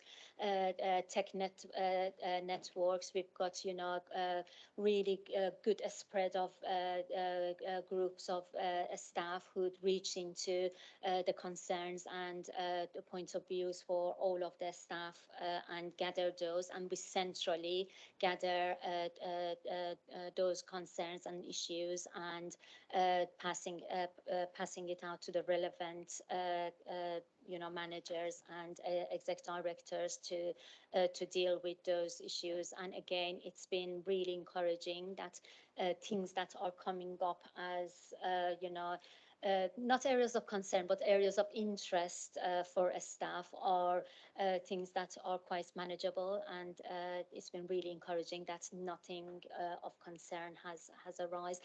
Let's say around that restructuring and team working. Thanks, Roshan. In terms of the structures, so on vesting day, everybody was bought in terms of a SAP structure.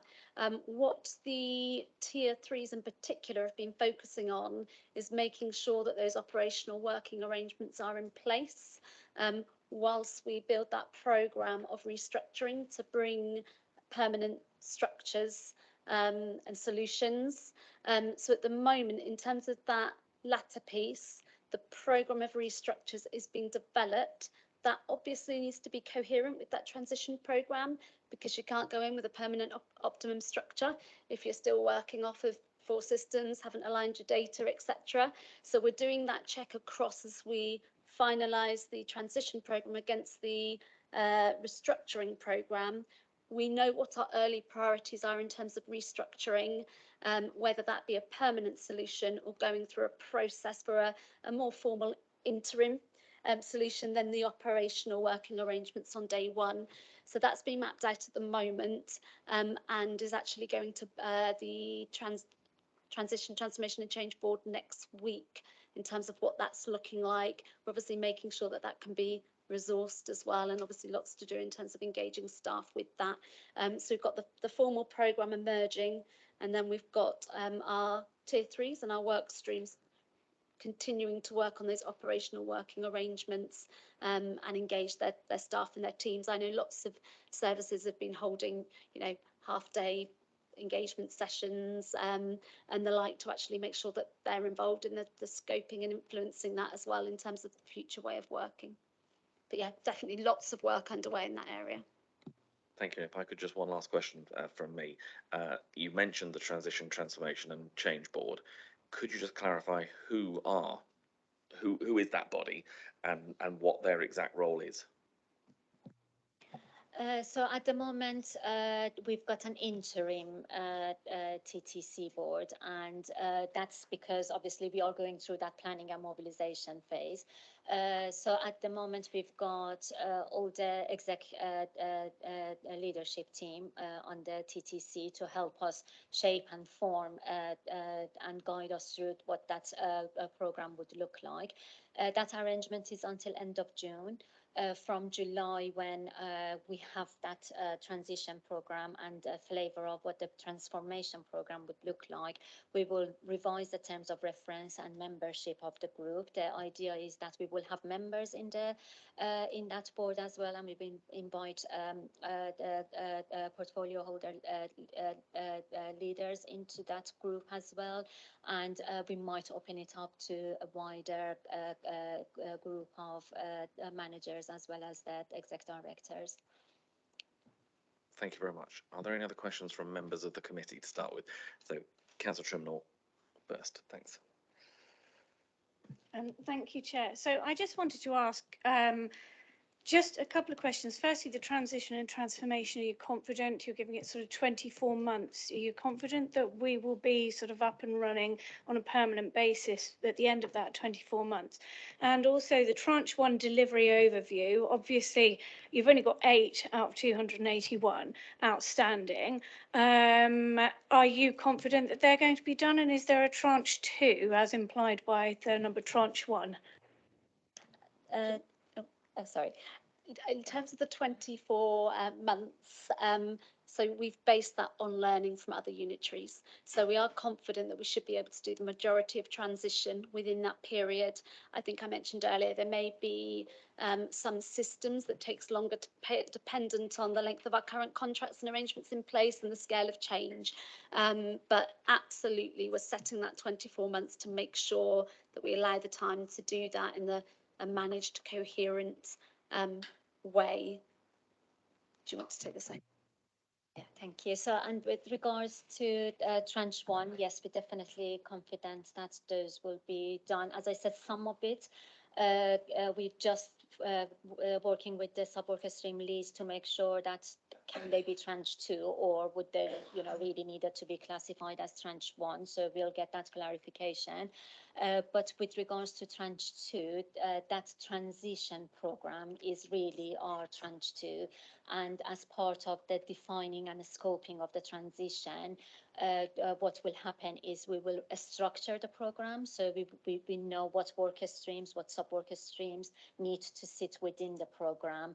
And once we have that structure, very similar to what we had in the tranche 1, we will have the deliverables in terms of products, the change that those products need to deliver, the milestones, and that timetable. And with transformation activities, what originally we set out within the program as tranche 1, 2, and 3, the transformation activities will fall into that tranche 3 elements of the program. But it's good to just remember that the tranche 2, the transition, and the tranche 3, the transformation, would overlap. So it's not that we won't wait until the transition finishes before transformation starts, because we know that some of our services will go straight to transformation, and we will start that as and when it's ready and it's needed. Thank you. Thank you. I've not got any other members of the committee who've indicated. Yes, I have. Councillor Ham, and then I'll come to the non-committee members. Sorry. One of the big sellers of going unitary was to keep the local communities involved. 2 now dates in our diaries have disappeared around LCNs. This is very disappointing in the fact that we need to bring our communities with us on this journey. can somebody give me a bit of an update on what is happening?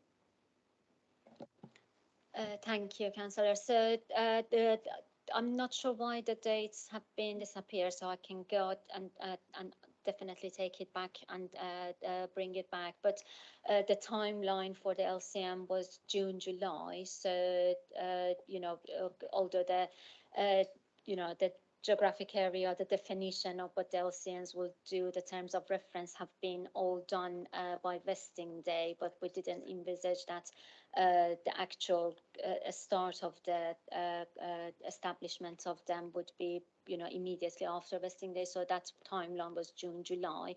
But I'll check that and get back to you about the exact dates. Thank you. And again, if you can feed that back through, Jamie, then we'll get it around to all members. Councillor Deakin. Yeah, just slightly to reassure Councillor Ham, whilst we've been sat in the room, I've received an email with a date for the Taunton LCM meetings. I think emails are on their way out to members, so you should see something soon. Thank you. As I say, I've got a couple of members who aren't members of the committee who've indicated. Councillor Purbrick, do you want to go first? And then it will be Councillor Chilcott.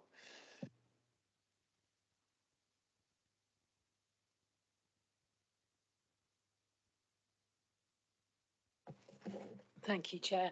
Councillor Purbrick, the opposition spokesperson for transformation, so very much a vested interest in this area. I think I've got 3 or 4 questions. If I do them one at a time, is that all right, Chair? Thank you.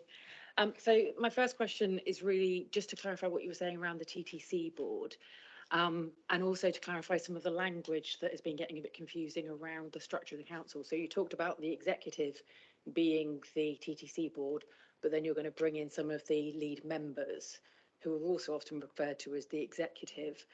So I think it would be really helpful as a whole council if we can come up with a nomenclature that makes sense, because we've got the executive leadership team or executive senior team that Jason's part of, and then the executive, as we refer to what used to be the cabinet model of members. So I certainly get confused. I don't know if other members do, but can we look at the language of that? So just to clarify, at the moment, it will be officers only on the TCC board, and then the executive member will get involved from July onwards. Thank you, Councillor. Yes, sorry. So executive director, sorry, maybe I used the wrong terminology. So at the moment, executive directors are on the interim board, and from July we will expand that board, and yes, it will be the executives. Yeah. Thank you. Thank you. Members, yeah. So my second question through you, Chair. So looking at the Transition, Transformation and Change Board and the decisions that they make, both in the interim and longer term, where will those decisions be reported and scrutinised? Will that go through the executive, as in the executive meeting that happens each month, or will that come to a scrutiny, or will it just be decisions that are reported in a paper trail? And while we're talking about where scrutiny will take place, looking at, I can't see the page because there's writing over the top of it, page 12, with your jigsaw puzzles. Number 5 talks about methods to ensure the delivery of financial and non-financial benefits, which is obviously really key. Will that be tracked through the corporate, what's it called, corporate performance matrix? Will that be tracked through scrutiny? Will that be an exec report? How will we know where those cash and non-cashable benefits are coming through from, particularly the non-cashable, because we'll see in the MTFP and financial reporting where the rest of that performance is happening? Thank you, Councillor. My understanding is that what goes to the TTC board, whether it's interim or it's permanent, will go both to exec and to this scrutiny. So it's the direct reporting line is to the executive, and obviously we will bring the items here for that further engagement and the scrutiny. With regards to the benefit tracking, we have built a tracker which we've used for LGR benefits, but we will expand that into all of the transformational activities, because what we said as part of that gateway, the way we are going to work in the future is that those benefits and outcomes need to be identified at the beginning, and then we track them through that. So as part of the program reporting, similar way that we reported the LGR, we will have a mechanism for program reporting, which includes both transformation and transition. So that benefits reporting would be integral into that program report, and you will have that visibility on those outcomes and benefits.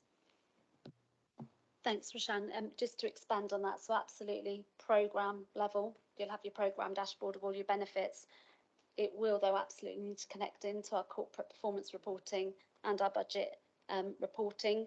So I know there was a paper, and that thinking is being developed at the moment in terms of performance reporting and budget reporting, and we need to make sure that benefits is part of that overall picture as well in terms of that council overview, without duplicating, you know, report once, used many times. So following those principles, but in terms of what that looks like, there is work to do to shape what that looks like. And I think a paper went yesterday, and there's obviously an interim performance reporting in place with some interim measures. We need the business plan to be developed still, and through that, the detailed corporate performance reporting. Obviously, there'll be benefits at some part of that linked to the budget monitoring. That picture will build in terms of what that looks like. Thank you. I hope just one more, Chair. So listening to what members around the table have said and recognising, you know, there were 200 plus products for tranche one. You've got many other products in transformation and transition, and looking at what Councillor Chilcott said earlier about our contracts register, and members here being able to look at everything that's coming up over the next couple of years and figuring out what they want to scrutinise. This programme is massive. There is no way that the people sat around this table can scrutinise everything that's going on. Is there a similar way that you could bring a list of the products or groups of products so that this committee can look what it needs to drill down in more detail on? And also for you, Chair, I suppose, really, how will this committee versus, you know, should the LCN stuff be going to the Communities Scrutiny Board? Should the children's transformation be going there? How will you coordinate that? And is there possibly a job for the 6th scrutiny to look at all of those products and try and figure out where everything fits, so that we're not all sat around trying to figure out whose tail we're chasing? Thank you. Just to take the first one, thank you. So absolutely, we will construct the transition programme in the same way that we did LGR. So that enables us to be able to pull off that live information, which gives you that detailed breakdown of everything we are looking to deliver from an outputs perspective and what outcomes those support. And then obviously the benefits that they we're looking to achieve as a result of them. So as soon as we have built that programme and that transition programme, we can certainly bring that back. You can then see the whole, what that looks like. And if there's any particular areas you'd like to delve into, then yeah, you'll be able to do that. And I think if we bring that back with not just the outputs, but the outcomes and the benefits as well, that'll give you a more holistic picture to know where you want to point. Sorry, Chair, just one more. Do we know when that programme's expected to be ready? So we are currently putting it through, as Roshan touched on that jigsaw slide, to understand what's managed through BAU, what's transition, what's transformation. So we're a couple of weeks off having that broadly transition. Some of it is quite defined because we know what some of our early priorities and deliverables are, and they're continuing to be tracked. The other bits we need to shape out into those detailed programme plans. So we're aiming for the end of July to do that. That said, to make sure that there's not any heightened risk from that benefits perspective, there is detailed mapping for all of the benefits that have gone in terms of cash to the MTFP, so we're really, really clear what was already enabled through that, what was the tranche 1, what's reliant on tranche 2 and is already mapped versus we know it needs to be visible and traced right through. So we've got that to make sure that this period of transition, if you like, is, you know, that risk is managed whilst we shape the programme and we don't lose sight of any of those, and there's no increased risk around any of those. Thank you, and certainly I think in terms of our role and the other scrutinies, it is very much that we're going to be looking at the overall transition and transformation. There may well be parts that are much more appropriate to be dealt with by those that are in the specific areas. But yes, that's where this committee of the chairs and vice chairs will very much look to sort that detail out. Councillor Chilcott. Thank you. A few of my points have been covered. But just to pick up, the key with any programme seems to be transparency and understanding of it. I don't think we've got much of that today with what's been presented, just picking up previous comments. I think it would have been really helpful to have a rough timeline because actually you're coming very early in the process and you've not got a lot of what we expect and want to see at the moment. So I think a timeline would have been helpful to explain to all. My concern moving forward is the fragmented way that the council will be looking at the whole programme. We've heard it's a massive programme. The new council, day one was the start, not the end. So we head into tranche 2 and tranche 3. My concern is the risk will be looked at, so I understand at audit. That's what we were told at audit anyway. There's going to be a risk register there. We've got some bits that will be looked at by children. We've got a board looking at a bit. We've got some coming here. My concern is in tranche 1, everything was in one place. You had the board, you had the scrutiny, and there was that overall vision. You know, we understood the products, the risks, it was all there in one package. My concern is we are not going to have that clear and transparent oversight when it's going to bits and pieces are going to different places. That's my comment and noting from what we've said. And if I'm wrong, and Jason, I'm not sure, was shaking his head, but happy if that's wrong to let me know, because I thought risk was going to audit. Mr. Vaughan.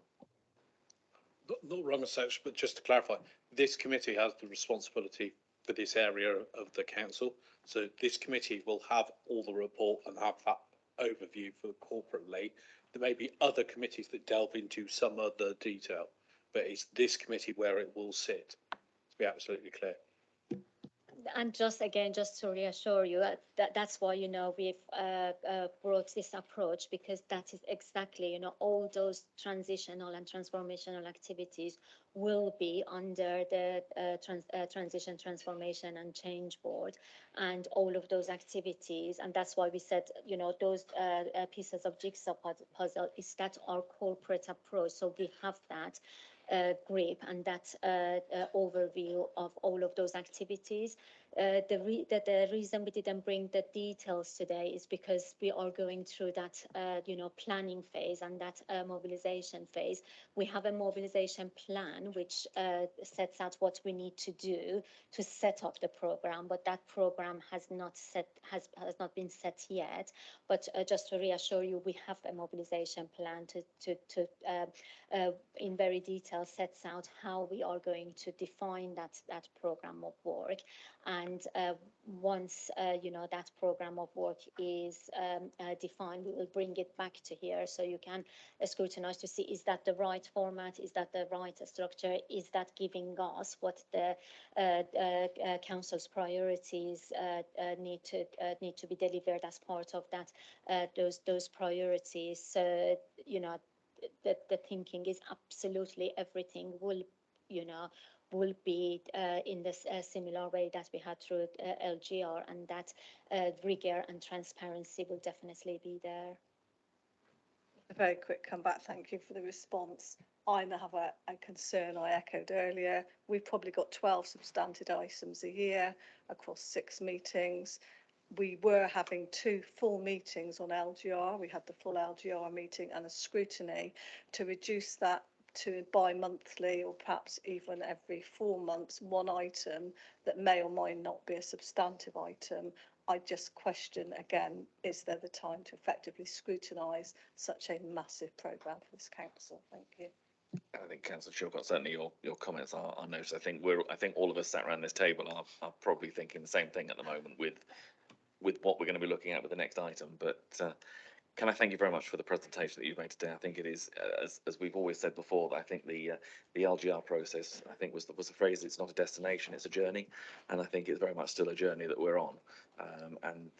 It is something that we're going to be having to keep an eye on as it comes back to this committee going forward. So thank you very much, and we will be seeing you again Thank soon. you very much, and thanks for all the discussions and comments. Very useful. Thank you. Thank you.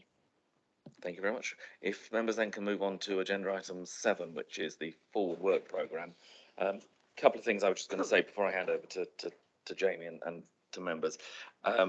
As we've been seeing in the discussion we've had today, there is a huge range of areas that we're looking into as a scrutiny committee.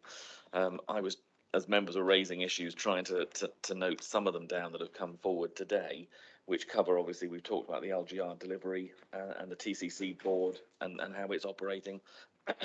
We've got the staffing structures, we've got the budget monitoring that was mentioned earlier, we've got the capital programme, we've got the discretional reliefs that were mentioned earlier, contract management and seeing how those go forward in letting. We've got corporate performance reports, we've got commercial investment issues, we've got debt and reserve issues, and we've got assets and disposals. So that's the agenda for the first night of our first meeting. Sorted. But I think, as we've seen, there is a huge range. As we said earlier, we're not going to be able to deal with that all in one go. I think what we will need to do as a committee is to look seriously about the level of work and how that operates in terms of the number of formal meetings and working groups. But I would ask Jamie for his comments at the moment, but also come back to members if there are things that you think we've not included on that list so far. Please flag up, and then I think you need to, myself and the vice chair will need to work with the committee to get a programme going forward as to how we deal with those on a priority basis as to what needs to be dealt with, because there are, by the sounds of it, a number of recurring items also that we've heard today that will be needing to come back to various meetings. So, Jamie. Thank you, Chair. I mean, there's not a huge amount to add, really. I think you set out the challenge quite well. I suppose just to reiterate some of the points I made earlier, and it's just an excuse to mention this time of the year already, but we only have 3 meetings this side of Christmas now. So we've got the 12th of July, the 13th of September, and the 9th of November. So all of that into that doesn't go, and I don't, So I think, as the chair has said, if you have anything else that you think we've missed or we haven't covered today, then please let me know, and we will factor that in. Obviously, I think the key bit for certainly the 4 of us to do next is have that sort of conversation about trying to map out a timetable and what needs to actually come to a formal agenda meeting and what may be then to be explored in some informal work in between time. But that's just the stark reality of where we are. And I'm going to be honest, this committee is not this scrutiny committee is not alone in that challenge. All of the committees I'm going to, we've got that same challenge by moving to a bi-monthly model, and we're just going to have to work around it. We're going to have to find a way around it, but it is going to be a challenge. So, as I say, anything you want to add, please do so. Yes, I try to have my finger on the button. Going straight to the matter of the bi-monthly meetings, it seems to me that we've got some concerns around some quarterly reporting and bi-monthly meetings, which I'm still struggling with. I think there are some of the quarterly reporting issues which I'm thinking might actually be sensibly dealt with by a specific meeting on and I'm actually thinking that I don't think they should be quarterly. So I'm sorry. I think I know there's a tradition of reporting finance quarterly, but the only reason that this council got through last year was it was actually starting with the intent of monthly and then backing off as it began to get some success. And I don't think the pressures have gone away. So my gut is telling me we should be doing that bi-monthly, not quarterly. And I'm not entirely sure it's in our grasp, but I think it probably needs to be done bi-monthly. I don't know whether Mr. Vaughan wants to comment, but I think certainly Mr. Vaughan is here. He is hearing that comment that's been raised, I think, more than once today in terms of that. So it's something that you might want to take away, Mr. Vaughan. Yeah, to be absolutely clear, Somerset County Council has a history of doing monthly reporting. Actually, it's the districts that do quarterly reporting. All I ever said is for the first period, we will do it for the first quarter, and that's because I tried to close the accounts down of 5 organisations over multiple years. We've put in a new finance system. I've got a load of new managers in. Frankly, it's a bit of a waste of time doing reporting at the end of anything else apart from the first quarter. After that, it's still to be defined. So no decision has absolutely been made around that. That's partly working with you as members to understand what you want, how much effort that takes us to do it. And actually, it partly comes for the scrutiny committee. It comes down to the format at which we do it. If we're doing formal reports, that means we've got to write them so much more in advance, publication dates and things like that. They're likely to be more out of date. There may be something we can do and actually put the system up on the screen and pull out some of the key highlights, or do a dashboard report. So it's that type of stuff that we want to look at, is how do we actually make it a bit slicker and quicker for you, rather than traditional, here's a 40-page report that actually you're reading it, it's 3 months out of date, because I'm not sure that cuts it for me. Councillor Siebert, I don't know if you want to come back. Yeah, Councillor Locke. I think we're possibly in heated agreement. I think monthly cycles are very, very poor, because there isn't enough time to actually, if you've got a hand on the tiller, for any change in course to take place between the two meetings. But I don't think that is necessarily the case for a bi-monthly review. Is there a proposal here?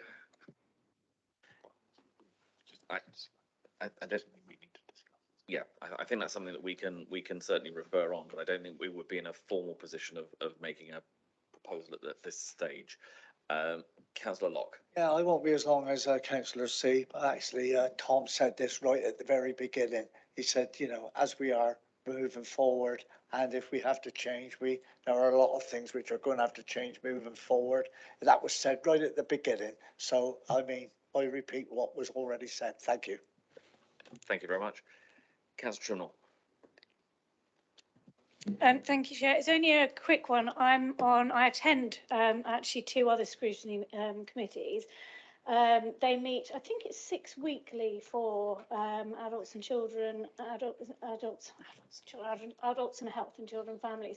They were more frequent than every 2 months. I know, but what I'm saying is, in fact, we had such a packed agenda at a recent meeting that a massively important item actually fell off the end and never even faced any scrutiny or discussion, because 5 o'clock came and we needed to lock up. And so I know that we're starting earlier, but we really need to be aware that what comes to this committee, if we are sticking to every 2 months, is absolutely essential, and that we really stick to timings to make sure that everything that's supposed to be discussed does get discussed. Yeah, I think certainly we're all taking on board the fact that this 2-month cycle may be an issue. We need to look at the work programme that we're looking at and how that moves forward. But I don't think we can resolve that necessarily today. What would be useful is if there are any issues that members feel that we haven't raised that need to be on our work programme, please let myself, the Vice Chair, and also Jamie know, and we will then feed that into our discussions as to where we're going forward in future agendas. The other thing I'd like to just slightly mention is that obviously we have the council forward plan which comes out, which again will be something that we need to look at, to whether that feeds things in to us. 2 points on that, if I could make just generally, is one, can we make sure the forward plan is forward enough that we can actually get a hold of it early rather than always responding backwards? And there was some discussion on the forward plan that there would be a way of highlighting issues on that forward plan as to whether which scrutiny area they sort of fall under, not as a dictation that that's where it will go, but at least so that if chairs and vice chairs feel they want to raise it, then they know where they're starting from. I think that would be really helpful. Mr. Vaughan. Yeah, I think it's something we're aware of. The forward plan isn't always that helpful when you look at it. There's quite a lot of late items that tend to arrive there as a bit of cultural behaviour that we need to sort out. I think the other thing, there's some practical things. Sometimes I read the headlines and I can tell what the item is and I'm really clear, and therefore I know which scrutiny it is. Sometimes I read the headline, I have no idea what the report's about. We need to improve that slightly. So, you know, simple things like saying what's the purpose of the report and which scrutiny committee it would fit under. There's little tweaks like that we could do that would make it a lot easier. So yeah, definitely. Thank you. Are there any other comments from members of the committee, and then I'll come to you, Lee? If not, Councillor Redden. Thank you, Chair. Just a couple of quick points, really. One of the things I think is important is when it comes to pre-scrutiny of decisions, is the willingness for senior managers to pass them across to us to look at. That's one of the things that I think needs to be encouraged. Secondly, I'm afraid I don't like to scare too many people, but the areas of responsibility of this committee as outlined by the Constitution are just a starting point. It's what falls underneath which is going to be the bit that's interesting, and it's one of the things I know that the scrutiny manager will be asking the chairs and vice chairs to do when they look at it. But the bit that I think is important that fits within that is the statutory reports that we should be looking at as well. So it's developing a list of musts, shoulds and coulds, and how you prioritise that, because as Councillor Trimnell made reference to there, it's being able to give the appropriate items enough time to scrutinise them properly. That's the important bit. And sometimes where something is in an agenda will be instrumental in how much time it gets. So it's developing the process there. And finally, it's just an important point to be one of the benefits, I think, of the original discussions about bi-monthly scrutiny meetings was that there would be a gap in between where potentially some of the overlaps could be looked at. One of the things I like to make reference to with children and family scrutiny is there's overlaps between adults and health. The one that I use is families and dental care. It's one that both, and it's a matter of identifying all of those things at the earliest opportunity. So perhaps joint scrutiny committees could be set up so that the appropriate bodies can look at them. But more importantly, we don't miss them, because there has been time in the previous life where a senior manager would say, but you're supposed to be looking at that. And the other manager would then say, well, no, you're looking at that. And no one was looking at it. So hopefully what we would be trying to do is develop that. And that's where, like, as you've made clear, Chair, the members are going to be the ones to remind us, because we don't know everything. Thank you. Thank you very much. And I've got Councillor Chilcott. Very, very quickly before we close, the other thing we haven't really touched or discussed is that public interest, and, you know, bringing things that the public are interested or concerned about. And we've had a lot of chatter today, but that is also one of the functions of scrutiny that we haven't really touched on today. So I'll just leave that with you, Chair.